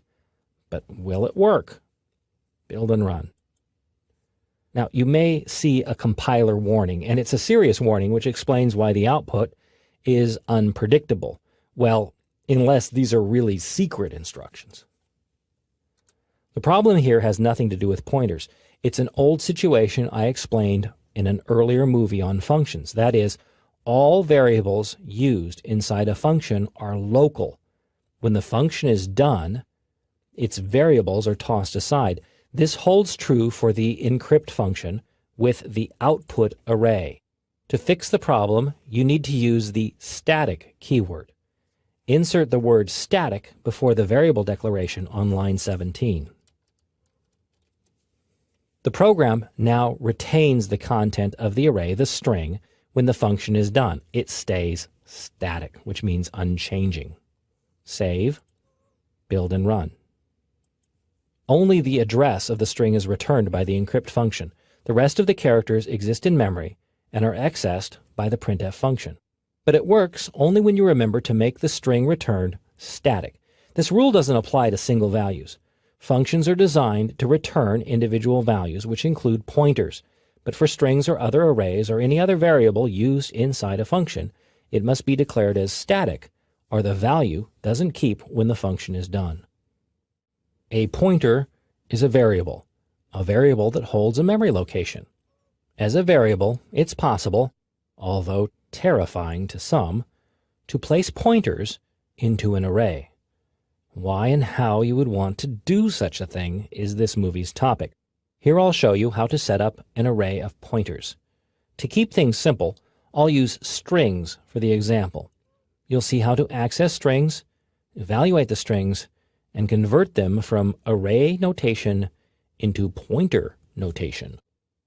A pointer array is simply a collection of memory addresses. So how do you get to the situation where you need an array of addresses? One of the best examples is to use an array of strings. Here you see a pointer array. It contains room for 5 memory locations. Those locations are preset to the strings listed. In effect, the declaration is for an array of strings, although that's not technically correct. The strings are displayed by using a for loop at line 14. Build and run this code. And each string is displayed. To prove that the array is a clutch of memory locations, modify the code. In line 15, change the %s to %p. Remember that %p is the memory location or address placeholder. Save the change, build and run. And now you see a series of memory locations. Because the compiler allocated space for the strings and stuck null characters on the end, each memory location does reference a string. By the way, this method of storing multiple strings is far more efficient than declaring a two-dimensional array. In that case, you must declare the array so that each string occupies as many characters of storage as the longest string. Here, in this pointer array declaration, that's not an issue. Open exercise p-array2. This code is another version of the previous exercise. Here, the for loop moves through each pointer in the array. For each iteration, the pointer variable cptr is assigned to the base address of each string. A while loop then churns through the strings one character at a time. Build and run this code. The output is the same, although the method of printing each string was different. It's actually kind of crazy. Pointer variable cptr is used to display each character by walking through the memory locations where the characters are stored. Now, something bothers me about this code. Yes, it's line 17, if you haven't picked it up already. It uses array notation. That was very cowardly of me to do so. A better solution would be to convert this heinous notation into pointer notation. To do so, make this change to the code. This notation uses the memory addresses stored in the gang variable, which you saw displayed in an earlier exercise. So the memory locations are used, not the string. Then the value x is added to each, and each time the loop references the next array element, which is the base address of a string. It has to be enclosed in parentheses because the memory location is manipulated first, and then the contents of that location, the asterisk fetches the string, is referenced later. Save this change, build and run. The output is the same. More can be done with pointers here, and I could broach upon the topic of pointers to pointers and all that double asterisk notation, but that's more of a topic for an advanced course. In fact, here's a tip. When you see the dreaded double asterisk pointer notation, it's almost always a sign that you're dealing with an array of strings, or specifically, an array of memory locations for each of those strings. When a program needs storage, you allocate it in the code by setting aside space for a variable. When you need more than one variable, you create an array. And when you don't know how much space you need, you guess. But there's a better way. In this movie, I cover the topic of allocating storage in your code. You'll see how to properly ask for storage determine that it's available, and then access that storage in your code. Storage is divvied up by the operating system. Your program asks for space as it needs it. This request is made in one of two ways. The first way is to declare a variable. Storage for the variable is set aside and made available for use, and for a specific purpose in the code. This code declares several variable types, including an empty character buffer. The size of operator is then used to calculate how much storage is set aside. Build and run this code. On my computer, it shows that 141 bytes of storage were set aside. Even though the storage is never used, save for the total variable, it's still set aside. Your computer may show a different total depending on how memory is allocated by the operating system. When you don't know how much storage you need, then you can allocate it on the fly. The function that does that is called malloc, which sounds like a bad guy name, but it's really short for memory allocation. Open exercise file allocate2. The malloc function appears at line 10. It requires the stdlib header file, which is included at line 2. The format is to allocate a chunk of memory, but you need to know how much. So you take the variable type, which is car here, and you get the size of that variable type. Then you multiply it by how much storage you need. Here, the size constant is used. The malloc function then returns a memory location, a pointer, where the storage has been allocated in memory. Here, that location is saved in pointer variable stow. It must also be the same type of variable as for the chunk of memory allocated. One more piece is needed. You must typecast the memory location returned to match the pointer variable type on the other side of the assignment operator. A typecast is forcing one type of variable to masquerade as another, and doing so avoids some compiler warnings. Before the malloc function, you need to type car. This typecast ensures that the compiler understands a character pointer is being assigned. That's car, which is the variable type, and the pointer operator, which ensures that it's a memory location. Save this change, build and run. And 1024 bytes of storage are allocated at a given memory location. If they weren't allocated, then the malloc function would have assigned a null pointer value to variable stow. That condition is checked for in line 11. Always check for this condition. You can use the null constant. You don't want a program to use memory that's not available. Here is your challenge. Take the code for allocate2, modify it so that input is accepted and assigned to the storage allocated, the 1024 characters. Then display the text you stored. This challenge should take you about 10 minutes to complete. Here are my changes to the allocate2 source code, which allow for the 1024 characters of storage to be used. In the else group of statements, I'm going to add printf type something. And I'm going to fetch input, which has been done in earlier programs. Storage location, amount of characters, and standard input. And then display it. Using the buffer. That's it. Save the changes, build and run. Now type something interesting. Press enter. There it is. The text is stored in a memory buffer allocated while the program was running. When your program needs memory, you can allocate it on the fly. That includes memory for any variable type, array, or even a structure. In this movie, I demonstrate how structures can be created using pointers with their memory allocated as the program runs. In this code, storage for a structure is allocated. The structure has to be defined first, which happens at line 6. Remember that a structure itself isn't a variable. It's simply a declaration of what the contents of a structure would be.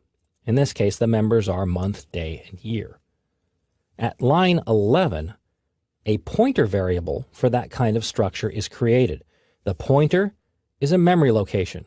It's not the structure. Storage for the structure is allocated at line 13. Courtesy of the malloc function. See how the size of operator is used to allocate enough storage for the structure itself. And the structure's name is used, not the structure pointer variable. Assuming that the structure is created, lines 20 through 25 fill the structure. Now, because the structure is referenced by a pointer, the structure pointer member operator is used. It's a dash greater than operator. Even so, the variable being referenced by this operator isn't a pointer, so the ampersand is required inside the scanf function. The printf statement at line 27 displays the results. Build and run the code. I'll type in my own birthday info. And there it is. This type of memory allocation for a structure plays a key role in linked lists, which is a topic for a later movie. Linked lists are considered an advanced C language topic. That's because the linked list construction uses pointers and memory allocation. It's also a bit crazy to describe, so I will be patient. In this movie, you'll see how a linked list is set up and configured. I'll demonstrate how it's used and how to access its members. All this will be shown one step at a time, so hang on. In this code, the stats structure is defined. A pointer to that structure is declared at line 10. Memory is allocated for the structure at line 14. The structure is filled on lines 22 through 24. Finally, the printf statement starting at line 27 displays the structure's values. Build and run this code. I'll type in a pitiful amount. And it works. Say you wanted to create more of these structures by allocating additional chunks of memory. You could put them into an array. An array of structures is something that's completely possible in the C language. But how big would you make the array? If you run a bank and you need this code to keep track of the accounts, you obviously don't want to keep paying a programmer to continuously make the array larger. Instead, you can dynamically increase the number of structures by allocating space for new structures. The problem is how to keep track of the structures. Here's the secret. Open exercise file linked list 2. In this code, another member is added to the stats structure. It's a pointer to another stats structure shown in line 9. That pointer is assigned a memory location for another structure at line 26. The other structure isn't created in this code, but there's room for it, and it could be filled in with information, but not yet. Build and run this code. It runs no differently from the preceding example, but memory has been allocated for a new structure. The problem that you run into at this point is repetitive code, specifically lines 15 through 20 and lines 26 through 31. When you see that type of thing, it's begging for a function.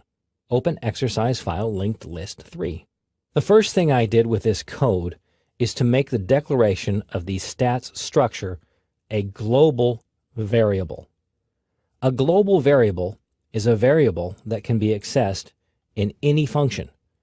For a linked list, the structure pretty much has to be global because all the functions in the code need to know the structure's definition. Now, you can make any variable a global variable simply by defining it outside of any other function, usually at the top of the code before the main function. Do, however, avoid the temptation to make all the code's variables global. That works, but it's bad programming practice. Now, I've written the create function, which allocates storage for one stats structure. It's found at line 25. The memory is allocated, and its location is returned from the function. If not, the program quits. The exit function at line 34 causes the program to immediately stop. Control returns to the operating system. This function is prototyped in the stdlib header file, and it carries an argument that's passed to the operating system similar to the return statement in the main function. Back in the main function, 3 structure pointer variables are declared, each of which is used in the linked list, but not currently in this code. First always holds the address of the first structure in the list. It's the base of the linked list. Current is the structure currently being manipulated. New is used when new structures are created. Now the word new is a keyword in the C++ language, which is why it's highlighted here. It's not a keyword in the C language. Now, if it is highlighted in the editor and people tell you not to use it, they're wrong. As long as you compile in C code, you're okay. If you're going to go back and forth, you'll probably need a new name for that variable. The code does a little bit more than simply allocate space for a structure. It doesn't generate any output. You could build it and run it, but instead open exercise file linked list 4. The addition here is the fill structure function, starting at line 29. It fetches information for a newly created structure. For the next pointer, null is assigned. That's okay. In fact, later you'll see how null marks the end of the linked list. Also, you see in line 23 how this function is called with the current pointer as an argument. That variable references the current record in the linked list. For the first record, current and first are the same as shown in line 21. For now, build and run this code. One record is input, nothing is output. That's not a linked list, so more modifications are needed. Open exercise file linked list 5. In this code, 5 structures are built in the linked list. That value is set by the for statement at line 24. Line 26 checks for the first iteration of the loop. If so, the first pointer is set up. That's the location where the linked list starts. Otherwise, a new structure is fetched at line 34. Line 35 references the new structure from the current structure. This is the link part of the linked list. Then line 36 sets the current structure to point at the new structure, which moves forward in the list. That structure is then filled with data, and the loop repeats. That's the current next assignment at line 35. That's what builds the list. One more thing you need to add. You need to mark the end of the linked list. Insert a line 40. The null pointer is the end of list flag. It's not used yet, but it will be. For now, build and run the code. Fill in the 5 account values. The next step is to write a function that displays the contents of the linked list. Open exercise linked list 6. Here are the modifications from the previous exercise. At line 42, the linked list structures are displayed. This starts by setting the current pointer back to the first pointer, which is the start of the linked list. A while loop then plows through each structure in the list, displaying the information. The loop's condition is the current pointer, which means the loop will repeat until that pointer's value is null. Coincidentally, null marks the end of the list. The loop advances because of the statement on line 48. The current pointer is updated to point at the next structure in the list. I confess, it's all complex, but each structure in the linked list points to the following structure. That's why it's called a linked list. Build and run the code. And the values are displayed.